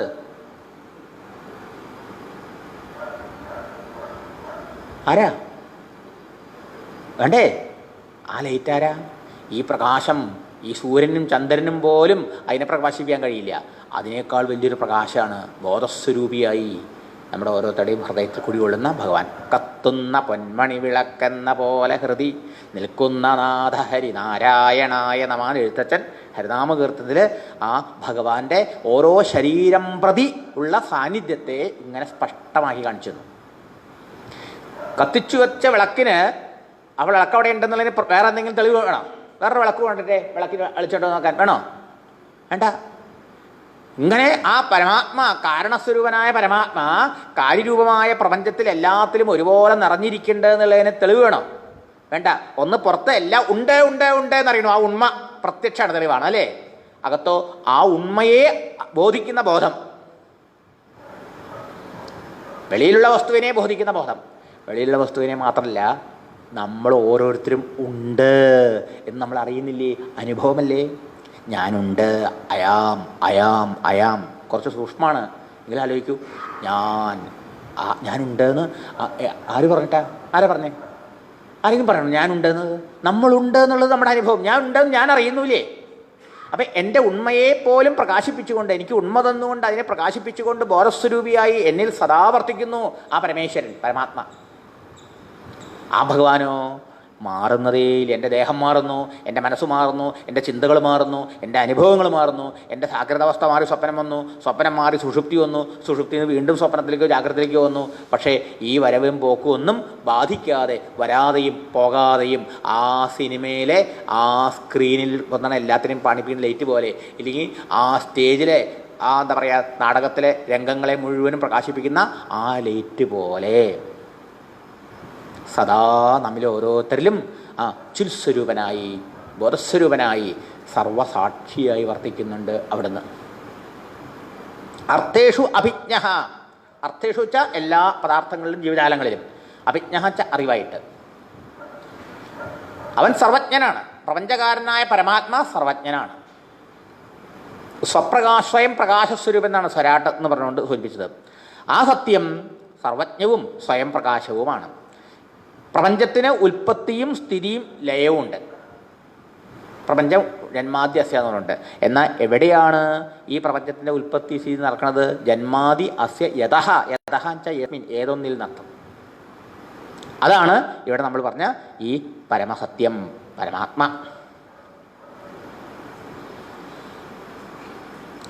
ആ സത്യമാണ് നമ്മുടെ ഓരോരുത്തരുടെയും ജീവിത ലക്ഷ്യം. ഈശ്വരപ്രാപ്തിയാണ് ജീവിത ലക്ഷ്യം എന്ന് പറഞ്ഞാൽ ആരും അംഗീകരിച്ചൊന്നും വരില്ല, അല്ലേ? പക്ഷേ സത്യസാക്ഷാത്കാരമാണ് ജീവിത ലക്ഷ്യം.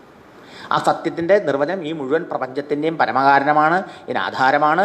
എന്നിൽ നിങ്ങളിലും സദാ എന്നെയും നിങ്ങളെയും നമ്മളാക്കി നിലനിർത്തിക്കൊണ്ട് നമ്മുടെ എല്ലാ അനുഭവങ്ങളെയും സാധ്യമാക്കി എല്ലാ മാറിമറിയുന്ന ജാഗ്രതാദി അവസ്ഥകൾക്ക് സാക്ഷിയായിരിക്കുന്നവനാണ് അർത്ഥം. ഇനി പറയണു, ആ സത്യത്തിലാണ് ഈ കാണപ്പെടുന്ന പ്രപഞ്ചവും ഈ ദേഹമൊക്കെ നിൽക്കണം എന്നുള്ളതുകൊണ്ടാണ് ഈ ദേഹത്തിന് സത്യത്വം, ഈ ലോകത്തിന് സത്യത്വം. അതുകൊണ്ട് ഭഗവാനെ സ്തുതിക്കുമ്പോൾ ബ്രഹ്മാവ് പറയും, കൃഷ്ണാവതാരത്തിന് മുമ്പ് ബ്രഹ്മാവിൻ്റെ ഒരു സ്തുതിയുണ്ട്. സത്യവരം സത്യവ്രതം സത്യപരം ത്രിസത്യം സത്യസ്യ യോനിം നിഹിതം ച സത്യേ എന്നൊക്കെയാണ് പറയുന്നത്. കുറേ സത്യപ്രയോഗങ്ങളുണ്ട്. ഭഗവാൻ സത്യവ്രതനാണ്. ഭഗവാൻ പറഞ്ഞത് ഭഗവാൻ സത്യമാക്കും. സത്യവ്രതം സത്യപരം, പരമമായ സത്യം. പരമമായ സത്യം വെച്ചാൽ ഈ ലോകം പരമമല്ല, ഇത് relative reality, that is absolute reality. ഇന്നത്തെ മോഡേൺ ഭാഷയിൽ പറയുന്നെങ്കിൽ ഒന്ന് ആപേക്ഷിക സത്യം, മറ്റേതോ ആപേക്ഷിക സത്യം നിരപേക്ഷമായ ഒന്നിനെ ആശ്രയിച്ചാണല്ലോ നിൽക്കുന്നത്. അതെ, വ്യാവഹാരിക സത്യം, പാരമാർത്ഥിക സത്യം, റിലേറ്റീവ് ആൻഡ് അബ്സല്യൂട്ട്. അത് വേഗം മനസ്സിലാവും. അപ്പോൾ ഈ കാണുന്ന പ്രപഞ്ചത്തിൻ്റെ സ്ഥിതി അതാണ്. പരമായ സത്യമല്ല, സത്യപരം. ത്രിസത്യം, ത്രിസത്യം വെച്ചാൽ മൂന്ന് കാലത്ത് നിലനിൽക്കുന്ന സത്യമാണ് ഭഗവാൻ.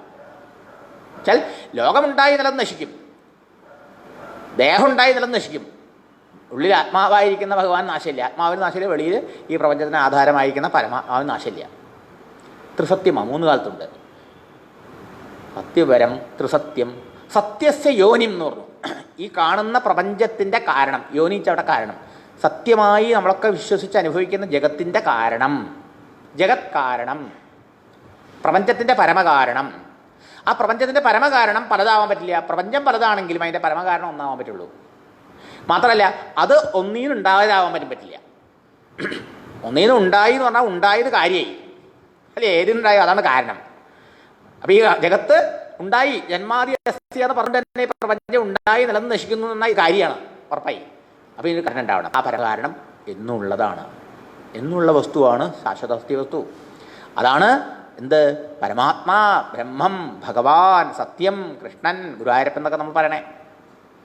അങ്ങനെയൊന്നും സാധാരണ ആൾക്കാർ ധരിക്കണില്ല. ഇവരെയൊക്കെ എവിടേക്കോ മാറ്റി വെച്ചിരിക്കുക. നമ്മൾ സത്യമായിട്ടും നമ്മളുമായി ജീവിതമായിട്ടൊന്നും ബന്ധപ്പെടുത്തണില്ല എന്നർത്ഥം. അങ്ങനെ നോക്കിക്കഴിഞ്ഞാലോ ഈ കാണപ്പെടുന്ന സമസ്ത ജഗത്തും ആ സർവേശ്വരൻ്റെ ശരീരമാണ് എന്ന് തോന്നില്ലേ? എന്നിലുമുണ്ട്, നിങ്ങളിലുമുണ്ട്, എല്ലാ ചരാചരങ്ങളിലുമുണ്ട്. ക്ഷത്രജ്ഞ ആത്മാ പുരുഷ പുരാണ സാക്ഷാൽ സ്വയം ജ്യോതി രജപരേശ എന്നൊക്കെ ആ അവധൂത മഹാത്മാവിൻ്റെ ഉപദേശം നമുക്ക് കേൾക്കാം.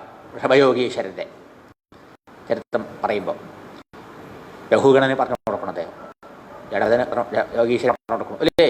ക്ഷത്രജ്ഞനെന്നും ശരീരത്തിനെ പ്രവർത്തിപ്പിച്ചുകൊണ്ട് അന്തര്യാമയിരിക്കുന്നവന് ക്ഷത്രജ്ഞൻ, ആത്മാവ്, പുരുഷൻ, പുരാണൻ, പരമപുരുഷൻ, വാസുദേവൻ, നാരായണൻ, ഇങ്ങനെയൊക്കെ പല പല പേരിൽ പറയണത് ആരെയാ? ഈ ആത്മചൈതന്യത്തെയാണ്.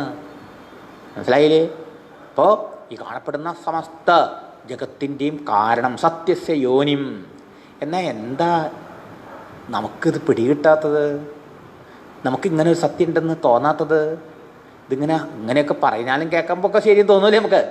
നിഹിതം ച സത്യേ, ഈ നിഹിതം ചാലോ കവേർഡ് ബൈ, മറിഞ്ഞിരിക്കുക. എന്തിനാൽ ഈ ലോക സത്യമെന്ന് തോന്നുന്ന ആ വിശ്വാസത്തിൽ ആ പരമസത്യസ്വരൂപൻ മറയപ്പെട്ടു, പാടെ തിരസ്കരിക്കപ്പെട്ടു. നിഹിതം ചാലോ മറഞ്ഞിരിക്കുക, ഒളിഞ്ഞിരിക്കുക. എന്താ ഈ ലോകം നമ്മൾ കാണുന്ന നാമോ രൂപമാണ്. ആ നാമരൂപങ്ങളുടെ വർണ്ണപ്പകിട്ടിൽ നാം ഭ്രമിക്കുന്നു അല്ലേ? ഇപ്പൊ ഒരു ശരീരം കാണുമ്പോൾ ആ ശരീരത്തിന്റെ സൗന്ദര്യത്തിൽ നമ്മൾ ഭ്രമിച്ചു. ആ ശരീരത്തെ കാണുന്ന സമയത്ത് ആ ശരീരത്തിന്റെ ആകൃതിയിലും അതിലും ഭ്രമിക്കുന്ന ആൾക്ക് അതിൻ്റെ ആധാരമായിരിക്കുന്ന ചൈതന്യത്തിനെ, ആത്മാവിനെ കാണാൻ പറ്റുമോ? കാണുന്നില്ല. അതാ നിഹിതം ച സത്യേ. ഈ നാമരൂപാത്മകമായ പ്രപഞ്ചത്തെ നമ്മൾ കാണുമ്പോൾ ഈ പ്രപഞ്ച ദൃഷ്ടിയിൽ പരമാത്മ ഭഗവാൻ മറയപ്പെട്ടു. ഈവണ്ടോ ഭഗവാനാണ് എല്ലാവരുടെ ഉള്ളിലും എല്ലാവരുമായിരിക്കുന്നത്, എങ്കിലും എനിക്ക് ആധാരബോധനായിരിക്കുന്ന ആത്മാവായ ഭഗവാനെ ഞാൻ മറക്കണു, ഈ ദേഹത്തെ ഞാൻ നിൽക്കണു. ഈ നിങ്ങളിലൊക്കെ ആ അന്തര്യാമിയായിരിക്കുന്ന ആ ഭഗവാനെ ഈ ശരീര ദൃഷ്ടിയാൽ ഭ്രമിക്കൊണ്ട് നമ്മൾ മറന്നു പോകണു. നിഹിതം ച സത്യേ. അതുകൊണ്ടാണ് ആ ഭഗവാനെ സത്യം പരം സത്യം എന്ന് പറഞ്ഞത്, പരമസത്യം എന്ന് പറഞ്ഞത്. ആ പരമസത്യത്തെ സാക്ഷാത്കരിക്കാനുള്ള ഉപായം എന്താ? ധീമഹി, ധ്യാനം. അതാണ് ധീമഹി എന്ന് പറഞ്ഞത്. വ്യാസമഹർഷി ഒരാളല്ലേ, അപ്പോൾ ഞാൻ ധ്യാനിക്കുന്നു പറഞ്ഞപ്പോൾ ധീമഹി എന്ന് ബഹുവചനം എന്ന് പറഞ്ഞു. നമ്മളെയൊക്കെ കൂട്ടിച്ചേർന്നിട്ട് പറയാ, മനസ്സിലായില്ലേ? ആ സത്യത്തെ ഞങ്ങൾ ധ്യാനിക്കുന്നു. അപ്പോൾ ഇതൊരു കോൺട്രാക്റ്റാണ്, ഇതൊരു കരാറാണ്. ഈ സത്യത്തെക്കുറിച്ച് പ്രകാരം അറിഞ്ഞാൽ നമ്മൾ ആ സത്യത്തെ സാക്ഷാത്കരിക്കണം, അത് നമ്മളൊക്കെ ധ്യാനിക്കണം എന്നർത്ഥം. ആ സത്യത്തെ ധ്യാനിക്കണം. ആ സത്യത്തെ ധ്യാനിക്കണമെങ്കിൽ ആ സത്യം എന്താണെന്ന് വ്യക്തമായി പിടികിട്ടണമല്ലോ. അതിനാണ് പിന്നീട് ഓരോരോ വാക്കുകളിലൂടെ എടുത്തെടുത്ത് പറയണത്. ഒന്ന് സ്ഥൂലമായ സമഷ്ടി പ്രപഞ്ചം. സമഷ്ടി പ്രപഞ്ചത്തിൽ ഈ വ്യക്തി ശരീരം പെട്ടുകഴിഞ്ഞു. ഈ വ്യക്തി സമഷ്ടികളടങ്ങിയ മുഴുവൻ പ്രപഞ്ചത്തിനും പരമകാരനായിരിക്കുന്നവനും ഈ മുഴുവൻ പ്രപഞ്ചത്തിൻ്റെ ഉള്ളിൽ അന്തര്യാമിയായിരിക്കുന്നവനും പ്രപഞ്ച ആകാരേണ വിളങ്ങിക്കൊണ്ടിരിക്കുന്നവനും, എന്നാൽ പ്രപഞ്ചം ഉണ്ടായി നശിച്ചാലും നശിക്കാതെ എന്ന് നിലനിൽക്കുന്നവനും ഒക്കെ ആയിട്ടുള്ളവനാണ് ആ പരമേശ്വരൻ. പ്രപഞ്ചം ഉള്ളപ്പുണ്ട്, ഇല്ലാത്തതിനും പ്രപഞ്ചം ഉണ്ടാവണതിന് മുമ്പുണ്ട്. പ്രപഞ്ചം ഉള്ളപ്പോൾ പ്രപഞ്ച രൂപേണ ആരാ പ്രകാശിക്കുന്നത്? ആ ഭഗവാൻ തന്നെ. ഇനി പ്രപഞ്ചത്തിൽ നാമരൂപങ്ങൾക്ക് നാശമുണ്ട്, അത് നശിച്ചാലോ? ഭഗവാൻ സ്വമഹിമയിലിരിക്കുന്നു. അതാണ് വ്യതിരേക യുക്തി. കാര്യമില്ലെങ്കിലും കാരണമുണ്ട്. സ്വർണത്തിൽ ആഭരണങ്ങളില്ലെങ്കിൽ സ്വർണ്ണമുണ്ട്, ആഭരണം ഉള്ളപ്പോഴും സ്വർണ്ണമുണ്ട്. ആഭരണം ഉള്ളപ്പോൾ അതൊക്കെ വ്യാപിച്ചിരിക്കുന്നുണ്ട്. ആഭരണം ഇരിക്കാലോ? ആഭരണം ഇല്ലാണ്ട് സ്വർണ്ണം ഇരിക്കുന്നുണ്ട്. ഇതുമാതിരി പ്രപഞ്ചത്തോടു കൂടിയും ഭഗവാനിക്കുന്നുണ്ട് അന്വയം, പ്രപഞ്ചം ഇല്ലാതെയും ഭഗവാനിക്കുന്നുണ്ട് വ്യതിരേകം. ശരിയോ? ആ ഭഗവാൻ മാത്രമാണ് പരമസത്യം. ആ ഭഗവാനെ സാക്ഷാത്കരിക്കുന്നത് കൊണ്ട് മാത്രമേ എന്തുണ്ടാവുള്ളൂ? നമുക്ക് ജീവിതത്തിന് പൂർണ്ണതയും ധന്യതയും ഉണ്ടാവുള്ളൂ. തേനേ ബ്രഹ്മഹൃതായ ആദികവയെ. അപ്പോൾ ചോദിക്കും, ഈ ചരാചരാത്മകമായ പ്രപഞ്ചത്തിൻ്റെ കാരണം ഈശ്വരൻ എന്നാണ് ഉണ്ടായത് എന്നെങ്ങനെ നമുക്ക് വിചാരിക്കാൻ പറ്റും? നിങ്ങൾ ഈശ്വരനെ കൊണ്ടുവരണു. നേരത്തെ പറഞ്ഞ പ്രധാനമോ അണുവോ അങ്ങനെ എന്തെങ്കിലുമൊക്കെ ആയിക്കൂടെ? ഒരു ഈശ്വരനെ, സർവജ്ഞനും സർവശക്തനുമായ ഈശ്വരനെ നിങ്ങൾ എന്തിനു കൊണ്ടുവരുന്നു എന്ന് ചോദിക്കുകയാണെങ്കിൽ പറയണു, അർത്ഥേഷു അന്വയാത്. ഇവിടെ കാണുന്ന എല്ലാ പദാർത്ഥങ്ങളിലും ആ ഭഗവാന്റെ സാന്നിധ്യം ഉള്ളത് കൊണ്ടാണ് അതുള്ളതായിരിക്കുന്നത്. അതുകൊണ്ട് അങ്ങനെയുള്ള സത്സ്വരൂപനായ ഈശ്വരനെ അംഗീകരിക്കാതിരിക്കാൻ പറ്റില്ല എന്നർത്ഥം. ലോകത്തിൽ സാധാരണ ഒരു സൃഷ്ടിക്ക് രണ്ട് കാരണമുണ്ട്. ലോകത്തിലൊരു സൃഷ്ടിക്ക് രണ്ട് കാരണമുണ്ട്. എന്താ? ഇപ്പോൾ ഒരു ആഭരണം ഉണ്ടാക്കണം. ആഭരണം ഉണ്ടാക്കണമെങ്കിൽ സ്വർണം വേണം. ആ സ്വർണത്തിന് ഉപാദാന കാരണം എന്നാ പറയാം, മെറ്റീരിയൽ കോസ്. ആരാ ഉണ്ടാക്കണേ? തട്ടാൻ. അയാൾക്ക് നിമിത്ത കാരണം എന്നാ പറയാം, എഫിഷ്യൻറ്റ് കോസ്. അപ്പോൾ ഈ പ്രപഞ്ചത്തിൻ്റെ ഉപാദാന കാരണം എന്താ? പ്രപഞ്ചത്തിൻ്റെ ഉപാദാന കാരണം പഞ്ചഭൂതങ്ങൾ. ഈ പഞ്ചഭൂതങ്ങൾ എവിടെ നിന്നുണ്ടായി പറഞ്ഞു? ആദ്യസ്യ ജന്മാദി എന്ന് പറഞ്ഞു. ആദ്യം ഉണ്ടായ ആകാശത്തിൻ്റെ പോലും കാരണമാണ് പരമാത്മ. പരമാത്മ തന്നെയാണ് ഈ പഞ്ചഭൂതങ്ങളുടെ രൂപത്തിൽ, കർമ്മേന്ദ്രിയങ്ങളുടെയും ജ്ഞാനേന്ദ്രിയങ്ങളുടെയും മനസ്സിൻ്റെ ഒക്കെ രൂപത്തിൽ ഈ മുഴുവൻ പ്രപഞ്ചമായിട്ടിരിക്കുന്നത്. അതിൻ്റെ നിമിത്ത കാരണമോ? സാധാരണ സൃഷ്ടിയിൽ നിമിത്ത കാരണം ആ വസ്തുവിൽ കാണാൻ പറ്റില്ല. ഇപ്പം മണ്ണുകൊണ്ട് കുടമുണ്ടാക്കി. ആ മണ്ണിൻ്റെ വ്യാപ്തി കുടത്തിലുണ്ട്. കുടത്തിൻ്റെ ഉപാദാന കാരണം മണ്ണായതുകൊണ്ട്. പക്ഷേ നിമിത്തകാരൻ കൊശവനാ. കുടം വാങ്ങി വരുമ്പോൾ കൊശവൻ നമ്മുടെ കൂടെ വരില്ല. വരുമോ? ഇല്ലെങ്കിൽ അങ്ങനെയാണെങ്കിൽ ആരും കുടം മേടിച്ചുകൊണ്ട് വരില്ല. ശരിയല്ലേ?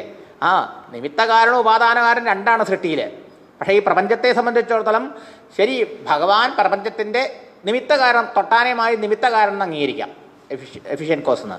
പക്ഷേ ഉപാദാനകാരണം ഭഗവാൻ എങ്ങനെയാവും? ഉപാദാനകാരണവും ഭഗവാൻ ആയില്ലെങ്കിൽ പിന്നെ ഈ ഉപാദാനം മെറ്റീരിയൽ എവിടെ നിന്നുണ്ടാവും? ഈശ്വരന് സൃഷ്ടിക്കാൻ വേറൊരു വസ്തു വേണ്ടി വന്നു എന്ന് വിചാരിച്ചാൽ ആ വസ്തുവിനെ സൃഷ്ടിച്ച വേറൊരു ഈശ്വരനെ അങ്ങിക്കൊണ്ടേണ്ടി വരില്ലേ? അല്ലേ? അപ്പം അതിന് കാരണമായി വേറൊരു ഈശ്വരനെ കൊണ്ടേണ്ടി വരും. ഇങ്ങനെ പോയാൽ ഈ ഈശ്വരത്തിന് അവനവസ്ഥാദോഷം എന്ന് പറയും, അവസാനമില്ലാതെ അങ്ങനെ പോകും. അതുകൊണ്ട് സ്വതന്ത്രനായിട്ടുള്ളതായ ഈശ്വരൻ തൻ്റെ സങ്കല്പശക്തി കൊണ്ട് അല്ലെങ്കിൽ തൻ്റെ മായാശക്തി കൊണ്ട് ഈ പ്രപഞ്ചത്തെ സൃഷ്ടിക്കുന്നു. ത്രിഗുണാത്മികയാണ്, ത്രിഗുണാത്മികമായ ഈ പ്രപഞ്ചം എന്ന് പറയാൻ കാരണം സത്വരജസ്തമോ ഗുണാത്മികയായ പ്രകൃതി കൊണ്ടാണ് ഭഗവാൻ പ്രപഞ്ച സൃഷ്ടി നടത്തുന്നത്. അതിൽ തമോ ഗുണത്തിൽ നിന്നാണ് ആകാശാദി ഭൂതങ്ങളൊക്കെ ഉണ്ടായതായിട്ട് ശാസ്ത്രങ്ങളിൽ പറയാം. രജോ ഗുണത്തിൽ നിന്ന് ദീയങ്ങളും സത്വഗുണത്തിൽ നിന്ന് മനസ്സുമൊക്കെ ഉണ്ടായി എന്ന് പറയും. അപ്പോൾ ത്രിഗുണ സൃഷ്ടി ആ പരമാത്മാവിൽ നടക്കുന്നു എന്നുള്ളത് കൊണ്ട് സത്യമെന്ന പോലെ തോന്നുന്നു. ആ മുഴുവൻ പ്രപഞ്ചത്തിനും പരമകാരണമായിട്ട് ഈശ്വരനല്ലാതെ വേറൊരു കാരണമില്ല. അപ്പം ഇതിൻ്റെ നിമിത്ത കാരണമായും ഉപാദാന കാരണമായും ഭഗവാൻ തന്നെ ഇരിക്കണം. അങ്ങനെ എന്തെങ്കിലും ഒരു ഉദാഹരണം ഉണ്ടോ ലോകത്തിൽ? രണ്ട് കാരണം ഒന്നായിട്ട് ഉണ്ടല്ലോ. എന്താ? ചലന്തി യഥാ ഊർണനാവി സൃജതേ ഗൃണ്ണതേജ. ശ്രുതി മുണ്ടകോപനിഷത്തിൽ പറയുന്നതൊക്കെ. വെട്ടുകാലിക്ക് സ്വയം ഒരു വലയുണ്ടാക്കാൻ വേറെ വല്ലതും ആവശ്യമുണ്ടോ? അതിന് ഏത് കമ്പനിയാണ് നൂല് സപ്ലൈ ചെയ്തത്? വെട്ടുകാലിക്ക് അത് സ്വയം അതിൻ്റെ ഉമനീര് കൊണ്ട് തന്നെ വലയുണ്ടാക്കണു, വീടുണ്ടാക്കണു, അതിൽ താമസിക്കണു. അതിൻ്റെ ആവശ്യം കഴിഞ്ഞാൽ തന്നിലേക്ക് അത് തിരിച്ചു ലയിപ്പിക്കുന്നു. ഇതുമാതിരി പ്രഭു, സർവശക്തനും സർവജ്ഞനുമായ പ്രഭു ഈ പ്രപഞ്ചത്തെ സ്വന്തം സങ്കല്പശക്തി കൊണ്ട് സൃഷ്ടിക്കുകയും സംരക്ഷിക്കുകയും സംഹരിക്കുകയും ചെയ്തുകൊണ്ടിരിക്കുന്നു. ആ പ്രപഞ്ചവും പ്രപഞ്ചത്തിലെ ജീവജാലങ്ങൾക്കും സ്വാതന്ത്ര്യത്രയേ ഉള്ളൂ, ഇപ്പോൾ പരിമിത മഹാത്രയേ ഉള്ളൂ. ആ സർവേശ്വരൻ മാത്രമാണ് സ്വതന്ത്രൻ എന്നർത്ഥം. ആ ഭഗവാനെ ആശ്രയിക്കാതെ നമുക്കൊന്നും ഈ സംസാരത്തിന് രക്ഷപ്പെടാനാവില്ല. ആ സർവേശ്വരനെ മറന്ന് തന്നിൽ ആത്മാവായിരിക്കുന്നവനും ഈ പ്രപഞ്ചത്തിൽ അന്തര്യാമിയായിരിക്കുന്ന ഈശ്വരനെ മറന്ന് ഈ നാമരൂപ പ്രപഞ്ചത്തിലും ഈ ശരീരത്തിലും ആസക്തരായി കുടുങ്ങിപ്പോയത് വഴി കൊണ്ടാണത്രേ നമുക്ക് ഓരോരുത്തർക്കും ഈ ജനമരണ സുഖ ദുഃഖ രൂപത്തിലുള്ള സംസാരാനുഭവം അനുഭവിക്കേണ്ടി വന്നതെന്ന്. അതുകൊണ്ട് ഇതിന് മോചനം വേണമെങ്കിൽ എന്ത് ചെയ്യണം? സംസാരത്തിൽ നിന്ന് മോചനം വേണമെങ്കിൽ എന്ത് ചെയ്യണം? ആ ഈശ്വരനെ ആശ്രയിക്കുക വഴിയുള്ളൂ, ആ ഈശ്വരനെ സാക്ഷാത്കരിക്കുക വഴിയുള്ളൂ. അതിനുള്ള ഉപായം ധ്യാനമാകുന്നു.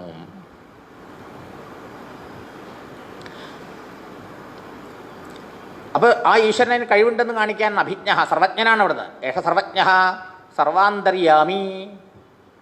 വീണ്ടും ശ്രുതി പറയണു, അവൻ സർവജ്ഞനാണ്, സർവ അന്തര്യാമിയുമാണ്. ഇതൊക്കെ ഉപനിഷത്ത് പറയാം. എല്ലാവരുടെയും ഉള്ളിൽ അന്തര്യാമി ആയിക്കൊണ്ട് നമ്മുടെ എല്ലാവരെയും എല്ലാ കാര്യവും പ്രത്യേകം അറിയും, ജനറലായിട്ട് അറിയും. ഇൻ ജനറൽ എല്ലാം അറിയും, പ്രത്യേകിച്ചും അറിയും. സർവജ്ഞനും സർവാന്തരീയമാണ്.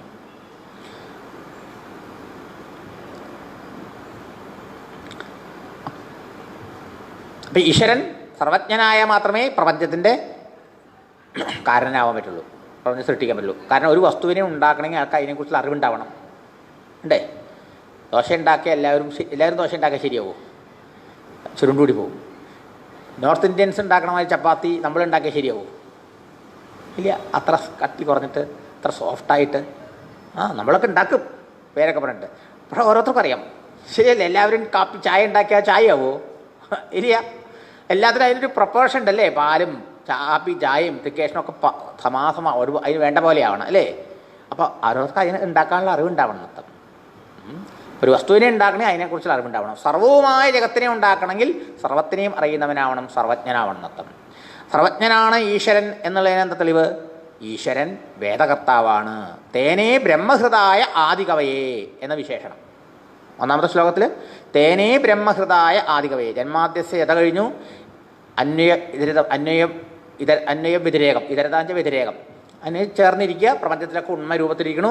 എന്നാലോ ആ ഉണ്മസ്വരൂപമായ ഭഗവാനിൽ ഈ പ്രപഞ്ചം ഉള്ളപ്പോൾ അതിന് ആധാരമായിരിക്കണു. പ്രപഞ്ചം ഇല്ലാത്തപ്പോഴും ആ ഭഗവാൻ സ്വമഹിമയിലിരിക്കുന്നു. അർത്ഥേഷു അഭിജ്ഞ, എല്ലാ ജീവജാലങ്ങളിലും ബോധസ്വരൂപമായിട്ട് ചൈതന്യമായിട്ട് ആത്മാവായിട്ടുണ്ടായിരുന്നു. സ്വരാട്ട് അവൻ സ്വയം പ്രകാശസ്വരൂപനാണ്. എല്ലാ ചിന്തകളെയും അനുഭവങ്ങളെയും ഒക്കത്തിനെയും പ്രകാശിപ്പിച്ച് മൂന്നവസ്ഥകൾക്കും സാക്ഷിയായിരിക്കുന്നു. അവനാണ് ബ്രഹ്മാവിന് വേദം വെളിപ്പെടുത്തി കൊടുത്തത്. ബ്രഹ്മാവിന് ഭഗവാൻ വേദം ഉപദേശിച്ചത് നമ്മളിപ്പോൾ ഈ ക്ലാസ് എടുക്കണ മാതിരിയല്ല. ബ്രഹ്മാജി ഇരിക്കൂ എന്ന് പറഞ്ഞിട്ട് ഭഗവാൻ വന്നിട്ട് ഗുരുശിഷ്യന്മാരായിട്ട് ഇരുന്നിട്ട് ഉപദേശിക്കല്ല ഉണ്ടായത് ആണോ? അല്ല. പിന്നെ അത് ഹൃദ എന്ന വാക്ക് അതാണ്.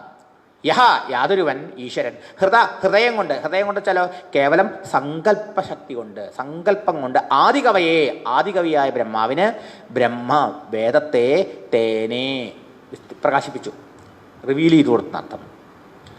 അതുകൊണ്ടാണോ ഉപനിഷത്തിൽ 12 യോ ബ്രഹ്മാണം വിദധാതിപൂർവം യോ വൈ വേദാഗംശ്ച പ്രഹിണോതി തസ്മൈ തം ഹദേവം ആത്മബുദ്ധിപ്രകാശം മുമുക്ഷുർവൈ ശരണമഹം പ്രപദ്യേ.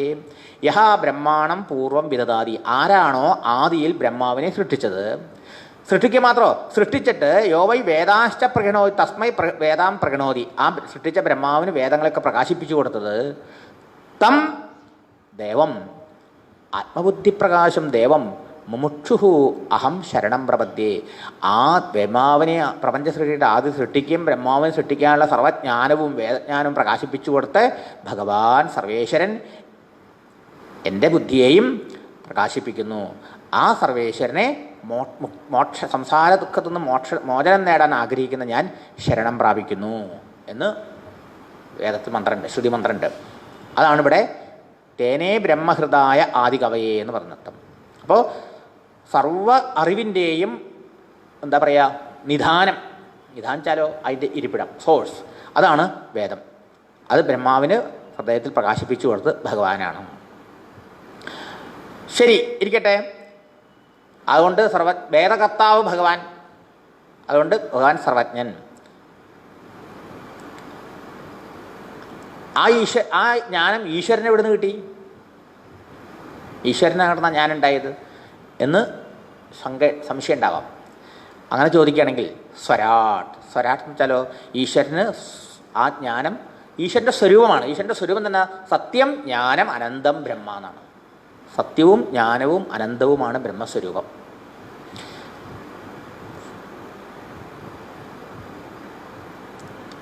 അതിനെന്താ പ്രമാണം? അതാണ് സർവജ്ഞ സർവവിദ് സർവാന്തര്യാമി എന്നുള്ള വേദമന്ത്രം അല്ലെങ്കിൽ ഉപനിഷത്ത് മന്ത്രം. ശരി. മുഹ്യന്തിയത് സൂരയ. എന്താ തകരാറെന്നറിയാമോ? ഇങ്ങനെയൊക്കെ ഒരു സത്യം ഉണ്ട് എന്ന് നമ്മൾ മനസ്സിലാക്കി. പക്ഷെ ആ സത്യത്തെ അറിയാൻ നല്ല പാടാ.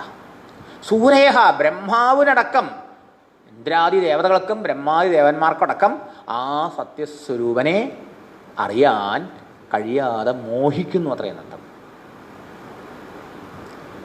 എന്താ അർത്ഥം? ആ ഈശ്വര കൃപ കൂടാതെ കേവലം നമ്മുടെ ബുദ്ധിശക്തി കൊണ്ടോ പാണ്ഡിത്യം കൊണ്ടോ ശാസ്ത്രജ്ഞാനം കൊണ്ടോ ആ ഭഗവാനെ അറിയാനും സാക്ഷാത്കരിക്കാനും സാധ്യമല്ല എന്നർത്ഥം. അതാണ് മുഹ്യന്തിയർ സൂരേഹ. ആ സത്യസ്വരൂപനെ സാക്ഷാത്കരിക്കുന്ന വിഷയത്തിങ്കൽ വലിയ വലിയ അറിവുള്ളവർ പോലും, ബ്രഹ്മാവി ദേവതകൾ പോലും മോഹിതരാകുന്നു. ബ്രഹ്മാവിന് പോലും ഭഗവാന്റെ കൃപ കൊണ്ട് ഭഗവാൻ പ്രകാശിപ്പിച്ചതാണ് അല്ലേ? മുഹ്യന്തിയൽ സൂരയ. പിന്നെ പറയണു തേജോ വാരി മൃതാം യഥാവിനിമയോ എത്ര ത്രിസർഗോമിഷ.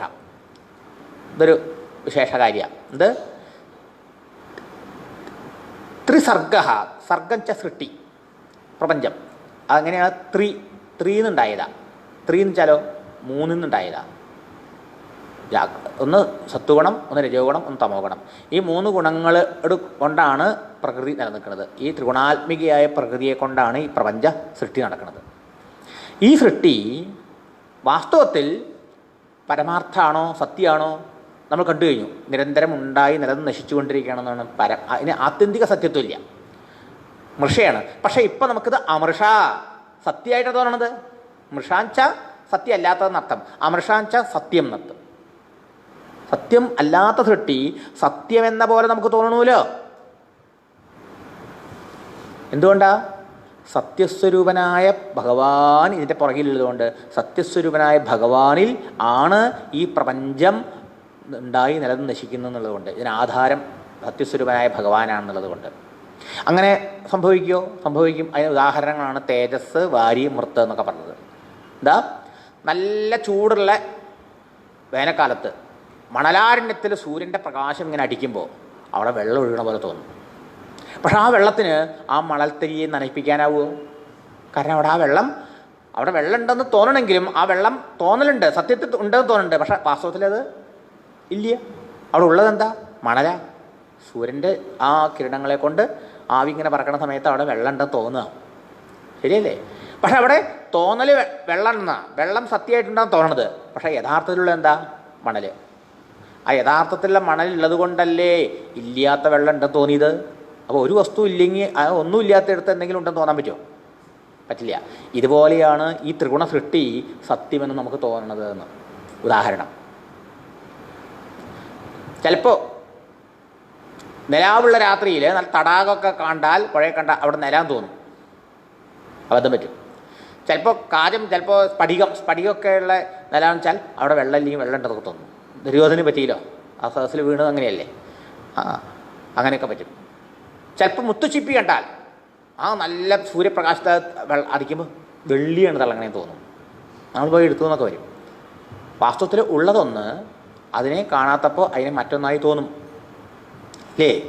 അത് ഉദാഹരണങ്ങളാണ്. ഇനി നമുക്ക് പരിചയമുള്ള ഉദാഹരണങ്ങൾ എത്രയും ഏതാത്തിൽ പറയണം. എന്താ? അരൻ്റെ വെളിച്ചത്തിൽ കയറ് അവിടെ കിടക്കണ്ടായിരുന്നു, പക്ഷേ കയറിനെ കാണാതെ പാമ്പാണ് ധരിച്ചു. പക്ഷേ പാമ്പ് ആണ് കണ്ടത് സത്യം, കണ്ടപ്പോൾ അത് സത്യമാണ്. പക്ഷെ അത് സത്യമാണോ? കയറിനെ കാണുന്നവരെ ഈ പാമ്പാണ് സത്യം, ശരിയല്ലേ? പക്ഷെ കയറിനെ കണ്ടു കഴിയുമ്പോഴോ പാമ്പല്ല കയറുള്ളത്, ശരിയോ? അപ്പോൾ സത്യമെന്ന് പോലെ തോന്നുന്ന ഈ പാമ്പിന് ആശ്രയം എന്താ? സത്യമായ കയറ്. സത്യമെന്ന് തോന്നിയ കാനൽ ജലത്തിന് ആശ്രയം എന്താ? മണലാരണ്യം. സത്യമെന്ന് തോന്നിയ ആ വെള്ളിക്ക് ആശ്രയം എന്താ? സത്യമായ മുത്തുച്ചിപ്പി, അല്ലേ? ചിലപ്പോൾ രാത്രി നടന്നു പോകുമ്പോൾ ഒരു മരക്കുറ്റി കാണുമ്പോൾ ഒരു ഭൂതാൻ തോന്നും, പോസ്റ്റിനെ ഗോസ്റ്റായിട്ട് തെറ്റിദ്ധരിക്കും, ശരിയല്ലേ? വെളിച്ചം കൊണ്ടെന്ന് നോക്കുമ്പോഴോ പോസ്റ്റാണ് സത്യം, അപ്പോൾ ഗോസ്റ്റ് ഇല്ലാണ്ടായി, ശരിയല്ലേ? ഇങ്ങനെ എത്രയെങ്കിലും ഉദാഹരണങ്ങൾ. ഈ ഉദാഹരണമൊക്കെ നമുക്ക് മനസ്സിലാവും. ഇവിടെ പറഞ്ഞ് ശാസ്ത്രീയമായിട്ടുള്ള ഉദാഹരണങ്ങളാണ്. അപ്പോൾ തേജസ്, പ്രകാശം, വെള്ളം, അതുമാതിരി മണ്ണിനെ ജലത്തെ വെള്ളമായിട്ട് കാണുന്നു, സൂര്യപ്രകാശത്തെ വെള്ളമായിട്ട് കാണുന്നു, മരുഭൂമിയിൽ അടിക്കുമ്പോൾ ഇങ്ങനെയൊക്കെ ആൾക്കാർക്ക് തോന്നാറുണ്ട്, അല്ലേ? അതൊക്കെ സത്യമാണോ? അല്ല. അവിടെയൊക്കെ എന്താ പറയണത്? സത്യമെന്ന് തോന്നുന്ന കാഴ്ചയ്ക്ക് ആശ്രയം ഒരു സത്യവസ്തു അവിടെ ഉണ്ട്. അതുകൊണ്ടാണ് ഒന്നുമില്ലെങ്കിൽ ഇതൊന്നും തോന്നാൻ പറ്റില്ല. പോസ്റ്റ് ഉണ്ടായതുകൊണ്ടാണ് ഗോസ്റ്റിനെ തോന്നിയത്, അല്ലേ? മുത്തുച്ചിപ്പ് ഉണ്ടായതുകൊണ്ടാണ് വെള്ളിയായിട്ട് തോന്നിയത്, കയറുണ്ടായതുകൊണ്ടാണ് പാമ്പിനെ തോന്നിയത്. ഒന്നുമില്ലാത്തടത്ത് നമുക്ക് തോന്നില്ലല്ലോ. ഇതുമാതിരി ഈ ത്രിഗുണ സൃഷ്ടി സത്യമെന്ന് നമുക്ക് തോന്നണ്ടല്ലോ. ഈ ത്രിഗുണ സൃഷ്ടിയുടെ സത്യസ്ഥിതി ഈ പാമ്പിൻ്റെയും ഈ ഗോസ്റ്റിൻ്റെയും ഈ മണലാരണ്യത്തിലെ വെള്ളത്തിൻ്റെയും നിലയുള്ളൂ എന്ന്. റിലേറ്റീവ് റിയാലിറ്റി മാത്രമാണ് അർത്ഥം, അബ്സല്യൂട്ട് റിയാലിറ്റിൻ്റെ അപ്പുറത്തുള്ളതുകൊണ്ടാണ് അർത്ഥം. അതാണ് പരമാത്മ ഭഗവാൻ, മനസ്സിലായില്ലേ? ആ പരമാത്മ ഭഗവാനിലോ ധാമന സ്വേന സദാ നിരസ്ത കുഹകം. കുഹകം ച കാപട്യം, വഞ്ചന, ചതി, ഇതൊക്കെ അർത്ഥം. ഈ ലോകം സത്യമെന്ന് തോന്നുന്നതാണ് വാസ്തവത്തിൽ ഏറ്റവും വലിയ ചതി, വഞ്ചന. ഇതിൽ പെട്ടുപോയതുകൊണ്ട് നമുക്ക് സത്യസ്വരൂപനായ ഭഗവാനെ മിസ് ചെയ്യണത്. ആ പരമാത്മ ഭഗവാൻ ഈ മായയുടെ യാതൊരു ദോഷങ്ങളും ഇല്ലാതെ ധേനധാമന സ്വന്തം തേജസ് കൊണ്ട്, സ്വന്തം ജ്ഞാനം, സത്യം, ജ്ഞാനം, ആനന്ദം, ഇതാണ് ഭഗവാന്റെ സ്വരൂപം. അതുകൊണ്ട് സ്വമഹിമയിൽ വിരാജിച്ചുകൊണ്ടിരിക്കണം. ആ ഭഗവാനെ ആത്മാർത്ഥമായി ഭക്തിപൂർവം ഉപാസിക്കുന്നവർക്ക്, ധ്യാനിക്കുന്നവർക്ക് ആ ഭഗവാൻ സാക്ഷാത്കരിക്കപ്പെടും, സ്വന്തം ഹൃദയത്തിൽ ആത്മസ്വരൂപേണ അനുഭവപ്പെടും. അതോടുകൂടി ദേഹത്തിൽ ഞാനെന്ന് തോന്നിയതായ തെറ്റിദ്ധാരണ ഇല്ലാണ്ടാവും. ഈ ലോകത്തിൽ ഉള്ള സത്യത്വ ബുദ്ധി പോവും, ലോകത്തെ ഭഗവന്മയമായിട്ട് കാണാറാവും. അതാണ് യഥാർത്ഥം. സ്വർണം തന്നെ ആഭരണമായിട്ടിരിക്കുന്നത്. സ്വർണ്ണമായിട്ട് ആഭരണത്തെ കണ്ട സത്യദർശന, അല്ലേ? മരം തന്നെയാണ് ഡെസ്കായിട്ടിരിക്കുന്നത്, പക്ഷേ മരമായിട്ട് ഡെസ്കിനെ കണ്ട സത്യദർശന. പക്ഷെ നമ്മൾ ഡെസ്ക് കാണുമ്പോൾ മരത്തെ മറന്നു, അല്ലേ? നമ്മൾ ആഭരണം കാണുമ്പോൾ സ്വർണ്ണത്തെ മറന്നു. ഓടാണ് വിളക്കായിട്ടിരിക്കുന്നത്, പക്ഷേ വിളക്ക് കാണുമ്പോൾ നമ്മൾ ഓടാന്ന് മറന്നു. ഇതുമാതിരി പരമാത്മ തന്നെ ഈ പ്രപഞ്ചാകാരേണ ഇരിക്കണു, പക്ഷേ ഈ നാമരൂപ പ്രപഞ്ചത്തെ കാണുമ്പോൾ നമ്മൾ പരമാത്മ ഭഗവാനെ മറന്നു, ശരിയല്ലേ? പരമാത്മ തന്നെ ഈ ഓരോ ശരീരത്തിൻ്റെ വടിവെടുത്തുകൊണ്ട് അതാത് ജീവജാലങ്ങളുടെ രൂപത്തിലിരിക്കുന്നു, പക്ഷേ നമ്മൾ മറന്നു പോണു. ഭഗവത് മായ കൊണ്ട്. അതുകൊണ്ട് ആ സത്യസ്വരൂപനായ ഭഗവാനെ ഭക്തിപൂർവ്വം ധ്യാനിക്കുന്നവരുടെ ഹൃദയത്തിൽ ആ ഈശ്വരൻ സച്ചിദാനന്ദ സ്വരൂപൻ അനുഭവപ്പെടും. അതുകൊണ്ട് തന്നെ അജ്ഞാനം, ഇവിടുത്തെ കപടം എന്ന് പറഞ്ഞാൽ ഞാൻ ദേഹാണെന്നുള്ള തെറ്റിദ്ധാരണ ഉണ്ടായില്ലേ, ആ തെറ്റിദ്ധാരണ നീങ്ങുന്നു. പ്രകാശം വരുമ്പോൾ ഇരുട്ട് നീങ്ങണമായിരിക്കും, വെളിച്ചം വന്നാൽ ഇരുട്ട് നീങ്ങണമായിരിക്കും. നമ്മുടെ ഹൃദയത്തിലെ ഇരുട്ട്, അജ്ഞാനം, തെറ്റിദ്ധാരണ, ദേഹമാണ് ഞാൻ, ജനനമരണങ്ങളോട് കൂടിയവനാണ്, സുഖിയാണ് ഞാൻ, സംസാരിയാണെന്നുള്ള തെറ്റിദ്ധാരണ നീങ്ങുന്നു. ഈ കാണപ്പെടുന്ന പ്രപഞ്ചം പലതാണ്, കാണുന്ന ഓരോന്നും വേറെ വേറെയാണെന്നുള്ള ഭേദബുദ്ധിയുണ്ട്. അതൊക്കെ പോയിട്ട് എല്ലാം നാരായണനാണ്. യാതൊന്നു കൺമത് നാരായണ പ്രതിമ വാസുദേവ സർവമിതി പുരുഷ ഏവ ഇതകം സർവം, ഇതൊക്കെയാണ് പറയുന്നത്. സർവം വിഷ്ണുമയം ജഗത്. ഇങ്ങനെ ജഗത്തിനെ കാണുന്നതാണ് സത്യദർശനം. ആ ദർശനം ആ സാധകന് അല്ലെങ്കിൽ ഭക്തന് ഉണ്ടാകും. അതുകൊണ്ട് ആ ഭഗവാനെ ഭജിക്കേണ്ടത് നമ്മുടെ ഓരോരുത്തരുടെയും കർത്തവ്യം, ഭക്തിപൂർവ്വം ധ്യാനിക്കേണ്ടത് നമ്മുടെ ഓരോരുത്തരുടെയും കർത്തവ്യം. അപ്പോൾ സാമാന്യമായിട്ട് ഈ ശ്ലോകത്തിൽ എന്താ പറഞ്ഞത്? അപ്പോൾ ഈ കാണുന്ന പ്രപഞ്ചം കാണുന്നുണ്ടെങ്കിൽ തീർച്ചയായിട്ടും ഇതിനൊരു കാരണം ഉണ്ടാവണം. ഒരു ഗാർഡൻ കണ്ട ഒരു ഗാർഡനറെ നമുക്ക് ഊഹിക്കണം വേണ്ടേ? ഒരു നല്ല മനോഹരമായ ഒരു എന്താ പറയേണ്ടത് ഒരു കെട്ടിടം കണ്ട അതിൻ്റെ ആർക്കിടെക്റ്റിനെ നമ്മൾ അന്വേഷിക്കും, ശരിയല്ലേ? അതെ, ഈ അതിസുന്ദരമായ ഈ ലോകം കാണുമ്പോൾ നമ്മൾ ഇതിൻ്റെ സൃഷ്ടാവിനെ ആർക്കിടെക്റ്റിനെ ചിന്തിക്കണില്ല. ഉണ്ടാവണ്ടേ? ഒരു ഗാർഡൻ ഉണ്ടെങ്കിൽ ഗാർഡൻ ഉണ്ടാവണമെങ്കിൽ ഈ സൃഷ്ടി ഉണ്ടെങ്കിൽ സൃഷ്ടാവില്ലാതിരിക്കാൻ പറ്റുമോ? ഉണ്ടാവാൻ പറ്റില്ല. അപ്പോൾ ആരാണ് സൃഷ്ടാവെന്ന് അന്വേഷിച്ച് നോക്കുമ്പോഴോ ആ സൃഷ്ടാവ് അല്പജ്ഞനും അല്പശക്തനുമായ ആളാവാൻ പറ്റില്ല. മറിച്ച് സർവവും സൃഷ്ടിക്കണമെങ്കിൽ സർവജ്ഞനും സർവശക്തനും സർവവ്യാപിയായ ആളാവണം വേണ്ടേ? കാരണം ആ ഭഗവാൻ എങ്ങനെ ഈ പ്രപഞ്ചത്തിൻ്റെ കാരണമായത്? സ്വർണ്ണാഭരണം തട്ടുണ്ടാക്കണ മാതിരിയാണോ? അല്ല, സ്വർണ്ണവും ആഭരണവും തട്ടാനും 3 വസ്തുവാണ്. ഇവിടെ അങ്ങനെയല്ല. ഭഗവാൻ സ്വയം ഈ പ്രപഞ്ചത്തിൻ്റെ നിമിത്തവും ഉപാദാന കാരണമായിട്ട്, അഭിന്ന നിമിത്ത ഉപാദാന കാരണം എന്നൊക്കെ പറയാതിന് ഭിന്നല്ല. ഈ 2 കാരണവും ഭഗവാൻ തന്നെ. ഭഗവാൻ തന്നെ സ്വയം ഈ ഭഗവാൻ തന്നെ ഈ ആകാശാദി ഭൂതങ്ങളുണ്ടായി, ആ അവരുടെ നാമരൂപങ്ങളുണ്ടായി, അതിന് ഉണ്മയായി ആധാരമായി ആ പരമാത്മ തന്നെ പ്രകടമായി കുടികൊണ്ടിരിക്കുന്നു. അങ്ങനെയുള്ള ആ ഭഗവാൻ നിന്നുണ്ടായ നാമരൂപ പ്രപഞ്ചം അത് ഉണ്ടായി നിലനിന്ന് നശിക്കുമ്പോഴും അതിനാധാരമായിരിക്കുന്ന ആ പരമസത്യസ്വരൂപനായ ഭഗവാന് യാതൊരു നാശവുമില്ല. ആ സത്യത്തിൻ്റെ സാക്ഷാത്കാരം കൊണ്ട് മാത്രമേ ഈ ജീവന് തെറ്റിദ്ധാരണ കൊണ്ട് ശരീരത്തിൽ ഞാനെന്ന് അഭിമാനിച്ച് ഈ പ്രപഞ്ചത്തിൽ ആസക്തി വെച്ചുകൊണ്ട് അസുഖത്തിന് വേണ്ടി ഓടിക്കൊണ്ടിരുന്ന ഈ സംസാര ക്ലേശങ്ങളിൽ നിന്നും ദുരിതങ്ങളിൽ നിന്നും മോചനം നേടാൻ സാധിക്കുള്ളൂ. അതിന് ആ ഭഗവാന്റെ കൃപ തന്നെ വേണം. അതിന് ഭക്തി പുരസരം എനിക്കും നിങ്ങൾക്കും ഈ പ്രപഞ്ചത്തിനും പരമകാരണസ്വരൂപനായിരിക്കുന്നവനും സർവചരാചരങ്ങളുടെ ഹൃദയത്തിലും അർത്ഥേഷു അഭിജ്ഞ ബോധസ്വരൂപനായി ചൈതന്യസ്വരൂപനായി ആത്മസ്വരൂപനായി ഇരിക്കുന്ന ആ സച്ചിദാനന്ദമൂർത്തിയായ ഭഗവാനെ സർവാത്മന ശരണമടഞ്ഞ് ഭജിക്കേണ്ടത് നമ്മുടെ ഓരോരുത്തരുടെയും കർത്തവ്യം എന്ന് സൂചിപ്പിച്ചു. സാമാന്യമായി മനസ്സിലായ ശ്ലോകം, 1-ാം ശ്ലോകം. അപ്പോൾ ഇവിടെ ആദ്യം മംഗളാചരണം വേണമെന്ന് പറഞ്ഞു. മംഗളാചരണം ചെയ്തു. എന്താ? ഈ കാണുന്ന പ്രപഞ്ചത്തിൻ്റെ സൃഷ്ടി സംഹാരങ്ങൾക്ക് ഹേതുഭൂതനായിട്ടതായ പരമേശ്വരൻ, സർവേശ്വരൻ, പരമാത്മ ഭഗവാനെ സ്മരിച്ചുകൊണ്ടാണ്. സത്യം പരം ധീമഹി എന്ന് പറയുമ്പോൾ ആ പരമാത്മ ഭഗവാനെ ഓർമ്മിച്ചുകൊണ്ടാണ് ആരംഭിച്ചിട്ടുള്ളത്. അപ്പോൾ ആരാണ് ഇത് പഠിക്കാൻ അധികാരികൾ? അനുബന്ധ ചതുഷ്ടയം ഇവിടെ ഉണ്ടെന്ന് പറഞ്ഞു അല്ലേ? അനുബന്ധ ചതുഷ്ടം എന്ന് പറഞ്ഞാൽ അധികാരി. ഒരു ഗ്രന്ഥം പഠിക്കാൻ അതിന് ആരാണ് ക്വാളിഫൈഡ് സ്റ്റുഡൻറ്റ്? അധികാരി. ആരാത് പഠിക്കേണ്ടത്? ഡോക്ടറാവാൻ പോകേണ്ട ആളുകളല്ലേ ഈ സയൻസ് ഗ്രൂപ്പ് എടുക്കേണ്ട ആവശ്യമുള്ളൂ അല്ലേ? ചാർട്ടേഡ് അക്കൗണ്ട് ആവാൻ ആഗ്രഹിക്കുന്ന ആൾ സയൻസ് ഗ്രൂപ്പ് എടുക്കാൻ പോകാൻ പാടോ? അയാൾ അതിന് അധികാരിയല്ല.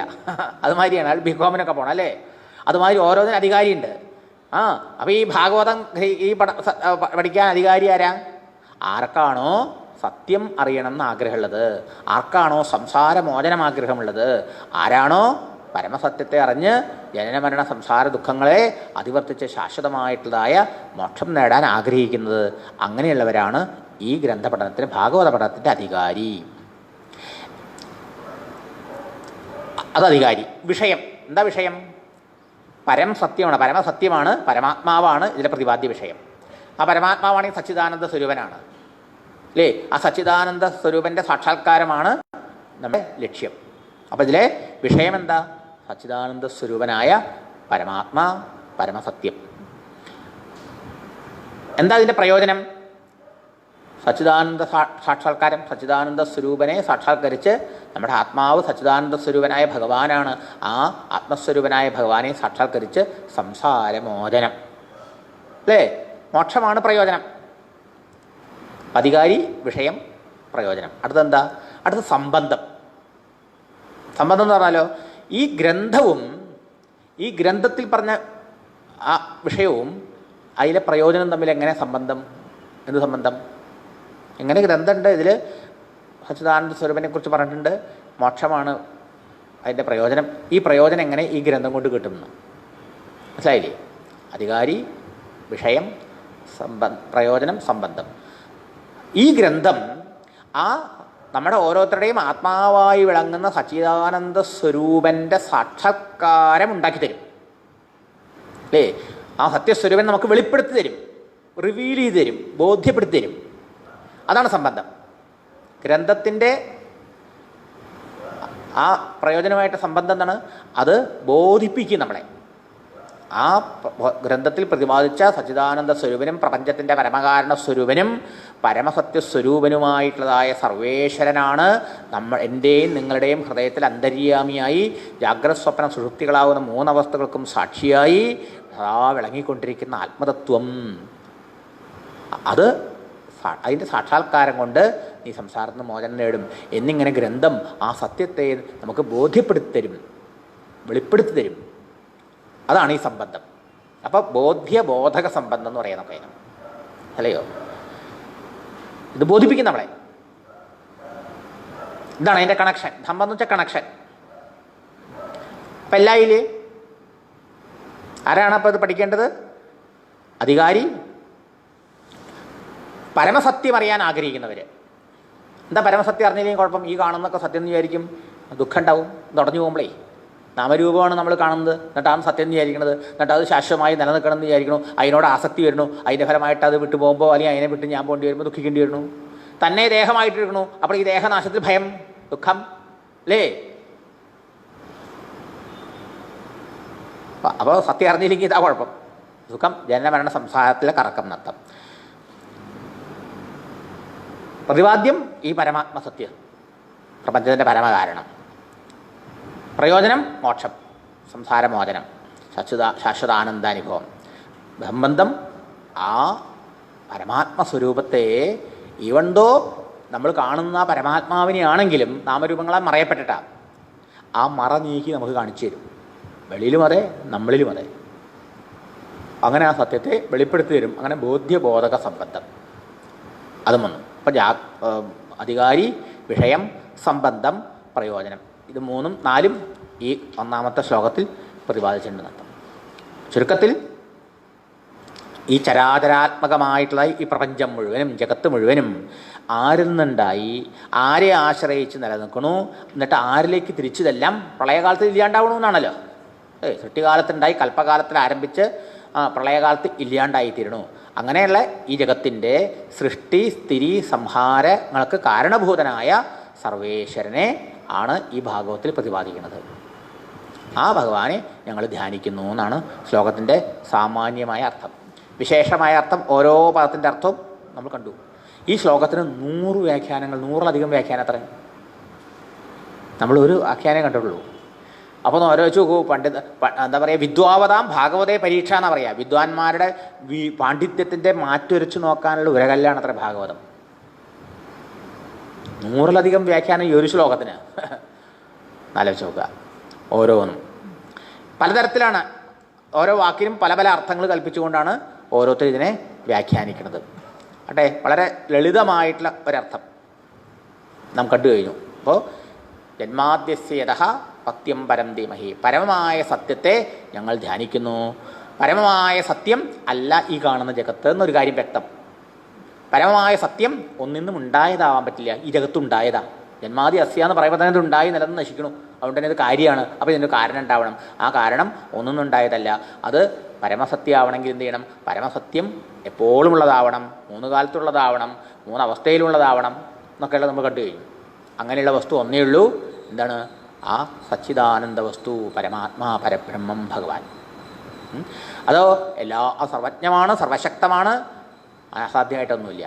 അതുതന്നെയാണ് എല്ലാ വസ്തുക്കൾക്കും ഉണ്മയായിട്ടിരിക്കണോ വെളിയിൽ എല്ലാവരുടെ ഉള്ളിൽ ബോധമായിട്ടും ചൈതന്യമായിട്ടും ആത്മസ്വരൂപമായിട്ടും ഇരിക്കണം. ആ സത്യസ്വരൂപിൻ്റെ സാക്ഷാത്കാരം ഇല്ലാതെ ദേഹത്തിലും ഈ നാമരൂപ പ്രപഞ്ചത്തിലും സത്യത്വ ബുദ്ധിയോടുകൂടി കുടുങ്ങിപ്പോയതുകൊണ്ടാണ് ഈ ജീവന്മാർക്ക് സംസാരക്ലേശങ്ങൾ അനുഭവിക്കേണ്ടി വന്നത്. അപ്പോൾ ഇതിന്ന് മോചനം നേടണമെങ്കിൽ എന്താ വഴിയുള്ളൂ? ഭക്തിയോടുകൂടി എനിക്കും നിങ്ങൾക്കും ഈ മുഴുവൻ പ്രപഞ്ചത്തിനും ആശ്രയവും ആധാരവും പരമകാരണവുമായ ആ സർവേശ്വരനെ ആശ്രയിക്കുക, ഭജിക്കുക, ധ്യാനിക്കുക, സാക്ഷാത്കരിക്കുക. അപ്പോൾ സംസാരമോചനം. അപ്പോൾ അതിൽ നമ്മുടെ ജീവിതത്തിൻ്റെ നമ്മൾ ഓരോരുത്തരുടെയും ജീവിത ലക്ഷ്യവും സൂചിപ്പിച്ചു നടത്തും അല്ലേ? ഇനി അടുത്ത ശ്ലോകത്തിൽ ഇത് കുറച്ചുകൂടി വ്യക്താക്കുന്നു. അടുത്ത ശ്ലോകത്തിൽ വീണ്ടും പറയണു, ഈ ഭാഗവതം ഒന്നുകൊണ്ട് തന്നെ സദ്യോ ഹൃദി അവരുദ്ധ്യതേ ഈശ്വര. ആ എല്ലാവരുടെയും ഉള്ളിൽ ഈശ്വരൻ ഉണ്ടെങ്കിലും ആ ഈശ്വരൻ്റെ അനുഭവമില്ല, ആനന്ദാനുഭവമില്ല. ഈശ്വരൻ ആനന്ദസ്വരൂപനാണ്, നമ്മുടെ അനുഭവം ദുഃഖാനുഭവമാണ് അല്ലേ? ആ സദ്യ ഈശ്വര അവരുദ്ധ്യതേ, ഉടനെ തന്നെ ഈശ്വരൻ നമ്മുടെ ഹൃദയത്തിൽ അനുഭവപ്പെടും. ഈ മരത്തിൽ അഗ്നിയുണ്ട്, പക്ഷേ ഈ മരത്തിൽ ഒളിഞ്ഞിരിക്കുന്ന അഗ്നിക്ക് ഇപ്പം അതിനെ കത്തിക്കാൻ പറ്റില്ല. നമ്മളതിനെ കർഷണം കൊണ്ട് പ്രകടമാക്കിയാൽ ആ തീ ആ മരത്തിനെ കത്തിച്ച് കളയും അല്ലേ? ശരിയല്ലേ? അതെ. ആ ഉള്ളിലുള്ള ഈശ്വരനെ നമുക്ക് ഓരോരുത്തർക്കും അനുഭവപ്പെടുത്തി തരുന്നു ഈ ഭാഗവതം. അതാണ് ഭാഗവതത്തിൻ്റെ മഹത്വം. നോക്കാം ശ്ലോകം. ഒന്നാം ശ്ലോകം ഒന്നും കൂടി ചൊല്ലിയിട്ട്. ജന്മാദ്യസ്യേതോന്വയാത് ഇതരത ചാർത്ഥേഷു അഭിജ്ഞസ്വരാട്ട് തേനേ ബ്രഹ്മഹൃദായ ആദികവയേ മുഹ്യന്തി യത്സൂരയഃ തേജോ വാരിമൃതാം യഥാ വിനിമയോ യത്ര ത്രിസർഗോ മൃഷാ ധാമ്നാ സ്വേന സദാ നിരസ്തകുഹകം സത്യം പരം ധീമഹി. ധർമ്മപ്രോജിതകൈതവോത്ര പരമോ നിർമ്മത്സരാണാം സദാം വേദ്യം വാസ്തവമത്ര വസ്തു ശിവദം താപത്രയോന്മൂലനം. ശ്രീമദ്ഭാഗവതേ മഹാമുനികൃതേ കിം വാ പരൈശ്വരഃ കിം വാ പരൈരീശ്വരഃ സദ്യോ ഹൃദ്യവരുദ്ധ്യതേത്ര കൃതിഭിഃ ശുശ്രൂഷിഭിഃ തൽക്ഷണാത്. സാമാന്യമായ അർത്ഥം,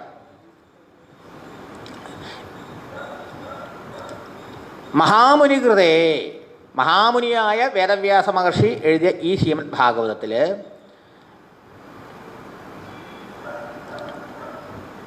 പ്രോജിതകൈതവഃ പരമഃ ധർമ്മഃ അസ്തി. എന്താ? പരമമായിട്ടുള്ളതും യാതൊരു തരത്തിലുള്ളതായ കാപട്യമില്ലാത്തതുമായ പരമധർമ്മത്തെ പ്രതിപാദിച്ചിട്ടുണ്ട്.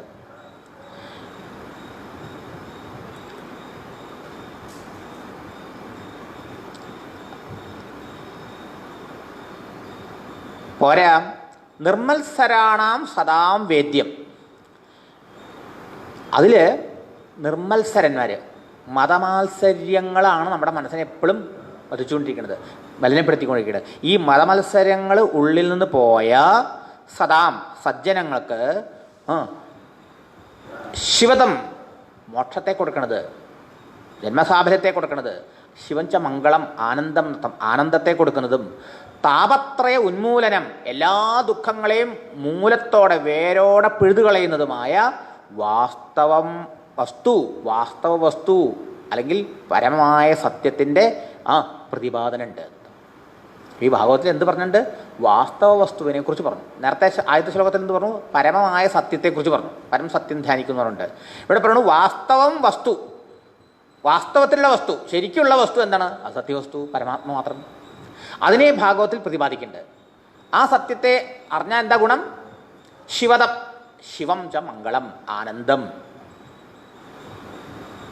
ആനന്ദത്തെ കൊടുക്കുന്നതാണ്, മംഗളത്തെ ചെയ്യുന്നതാണ്, ആ ജീവന് കല്യാണത്തെ കൊടുക്കുന്നതാണ്, മോക്ഷത്തെ കൊടുക്കുന്നതാണ്. താപത്രയ ഉന്മൂലനം എന്ന് പറഞ്ഞുകൊണ്ടോ മൂന്ന് തരത്തിലുള്ള ദുഃഖങ്ങളെയും ക്ലേശങ്ങളെയും പ്രയാസങ്ങളെയും ദുരിതങ്ങളെയും മുഴുവൻ ഇല്ലാണ്ടാക്കി തീർക്കുന്നതാണ്. ആധ്യാത്മികാദികളാവുന്ന ആധ്യാത്മികം, ആദിഭൗതികം, ആദിദൈവികം മുതലായ ദുഃഖങ്ങളെ മുഴുവനും ഇല്ലാണ്ടാക്കി തീർക്കുന്നതാണ്. പക്ഷേ ആർക്കാ ഇതറിയാൻ പറ്റുക? എല്ലാവരെയും ഉള്ളിൽ ഭഗവാൻ ഉണ്ടെങ്കിലും അറിയാൻ കഴിയാതിരിക്കാൻ എന്താ കാരണം? മതമത്സരങ്ങൾ നിറയെ ഇരിക്കുക ഉള്ളിൽ എന്നർത്ഥം.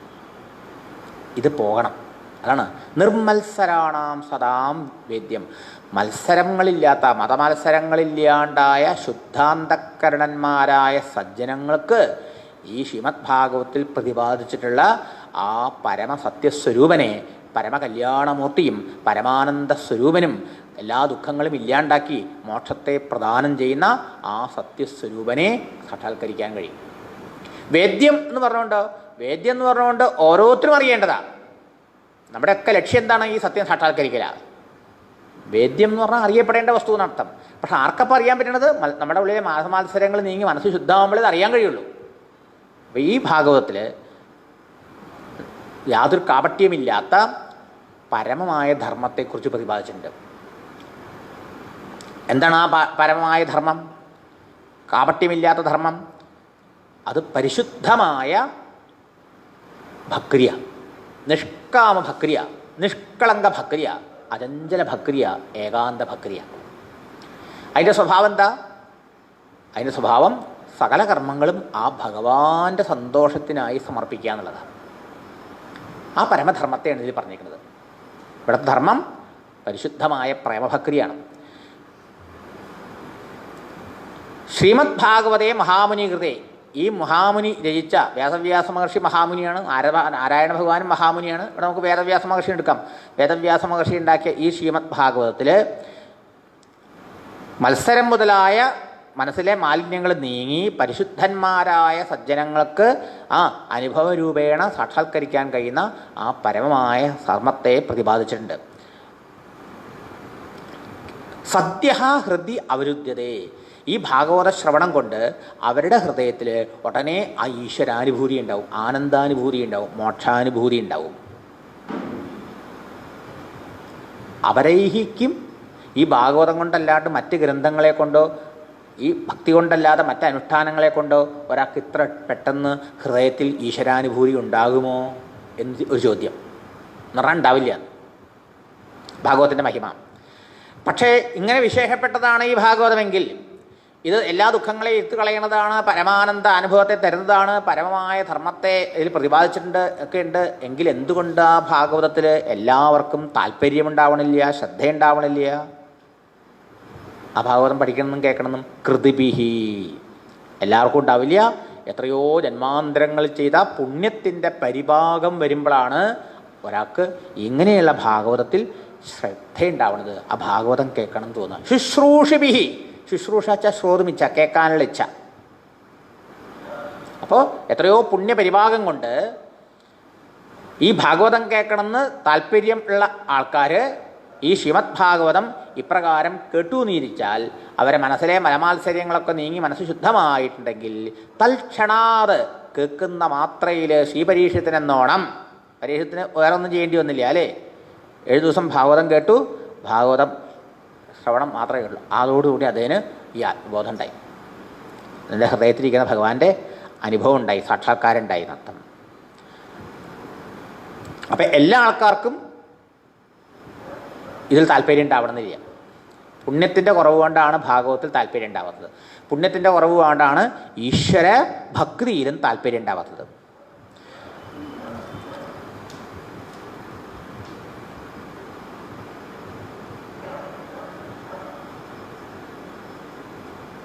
ഇതുണ്ടാവാനുള്ള മുഖ്യ വഴി എന്താ? ഭക്തി ഉണ്ടാവാനുള്ള മുഖ്യ മാർഗം ശ്രവണമാണ്. അതാണ് ശുശ്രൂഷിഭി എന്ന് പറഞ്ഞാൽ. ശ്രവണം വേണം. ശ്രവണം സർവധർമ്മേഭ്യോ പരം മന്യേ തപോധന നമ്മൾ നല്ല കുമാരമഹർഷി നാരദം പറഞ്ഞു കേട്ടു നമ്മളല്ലേ. എല്ലാത്തിലും വെച്ച് വലിയ സാധന, പരമമായ സാധന ഇതാ ശ്രവണമാണ്. നിരന്തരം അങ്ങനെ ശ്രവണം ചെയ്തുകൊണ്ടേ ഇരുന്നാൽ നമുക്ക് ആത്മബോധം ഉണ്ടാവും, ഭക്തി ഉണ്ടാവും, എല്ലാം ഉണ്ടാവും. സത്സംഗമാണ്, ശ്രവണമാണ് ഏറ്റവും പ്രധാനമായ സാധന എന്നർത്ഥം. പക്ഷെ ആ ശ്രവണം ചെയ്യണമെങ്കിൽ എന്ത് വേണം? സുഹൃതികളാവണം നമ്മൾ എന്നർത്ഥം. എന്ത് വേണം? ധാരാളം സൽക്കർമ്മങ്ങൾ ചെയ്യണം, പരോപകാരം നിരന്തരം ചെയ്തുകൊണ്ടിരിക്കണം. കുരുപുണ്യം അഹോരാത്രം, അഹോരാത്രം പുണ്യം ചെയ്തുകൊണ്ടിരിക്കണം. മനസ്സിലായില്ലേ? അപ്പോഴേ നമുക്ക് ഭജ സാധു സമാഗമം സജ്ജന സംസർഗം ഉണ്ടാവുള്ളൂ.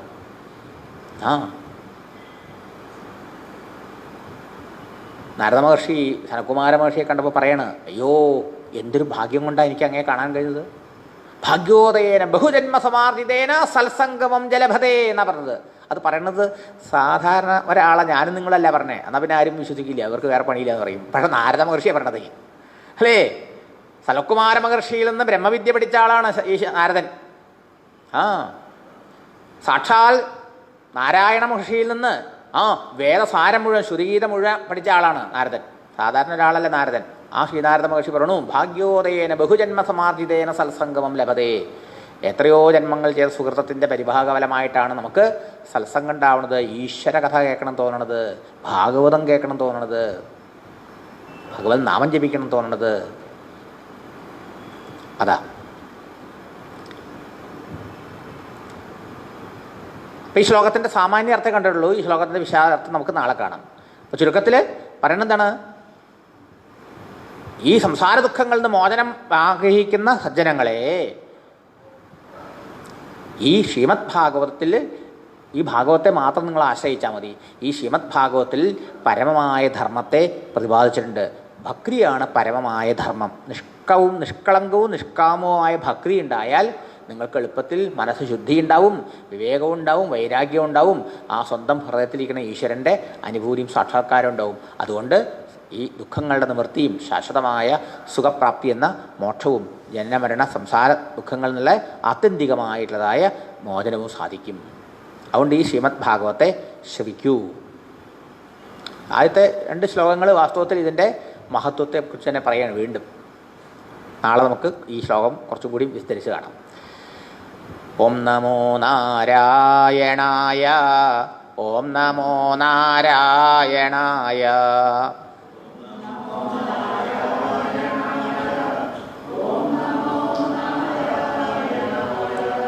ഓം നമോ നാരായണായ, ഓം നമോ നാരായണായ,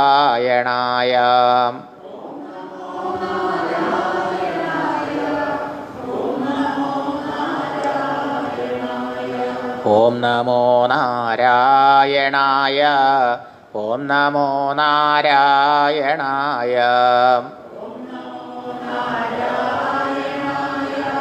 ഓം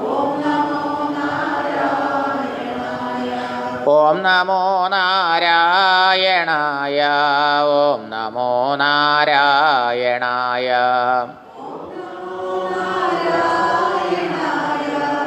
ഓം നമോ നാരായണായ, ഓം നമോ നാരായണായ, ഓം നമോ നാരായണായ,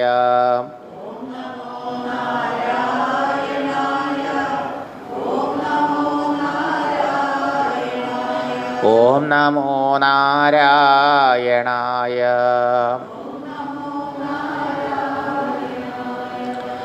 ഓം സ്വസ്തി പ്രജാഭ്യഃ പരിപാലയന്താം ന്യായേന മാർഗേണ മഹിം മഹീഷാഃ. ഗോബ്രാഹ്മണേഭ്യഃ ശുഭമസ്തു നിത്യം. ലോകാഃ സമസ്താഃ സുഖിനോ ഭവന്തു. കായേന വാചാ മനസേന്ദ്രിയൈർവാ ബുദ്ധ്യാത്മനാ വാ പ്രകൃതേർസ്വഭാവാത് കരോമി യദ്യൽ സകലം പരസ്മൈ നാരായണായേതി സമർപ്പയാമി. ഹരി ഓം തത്സത്.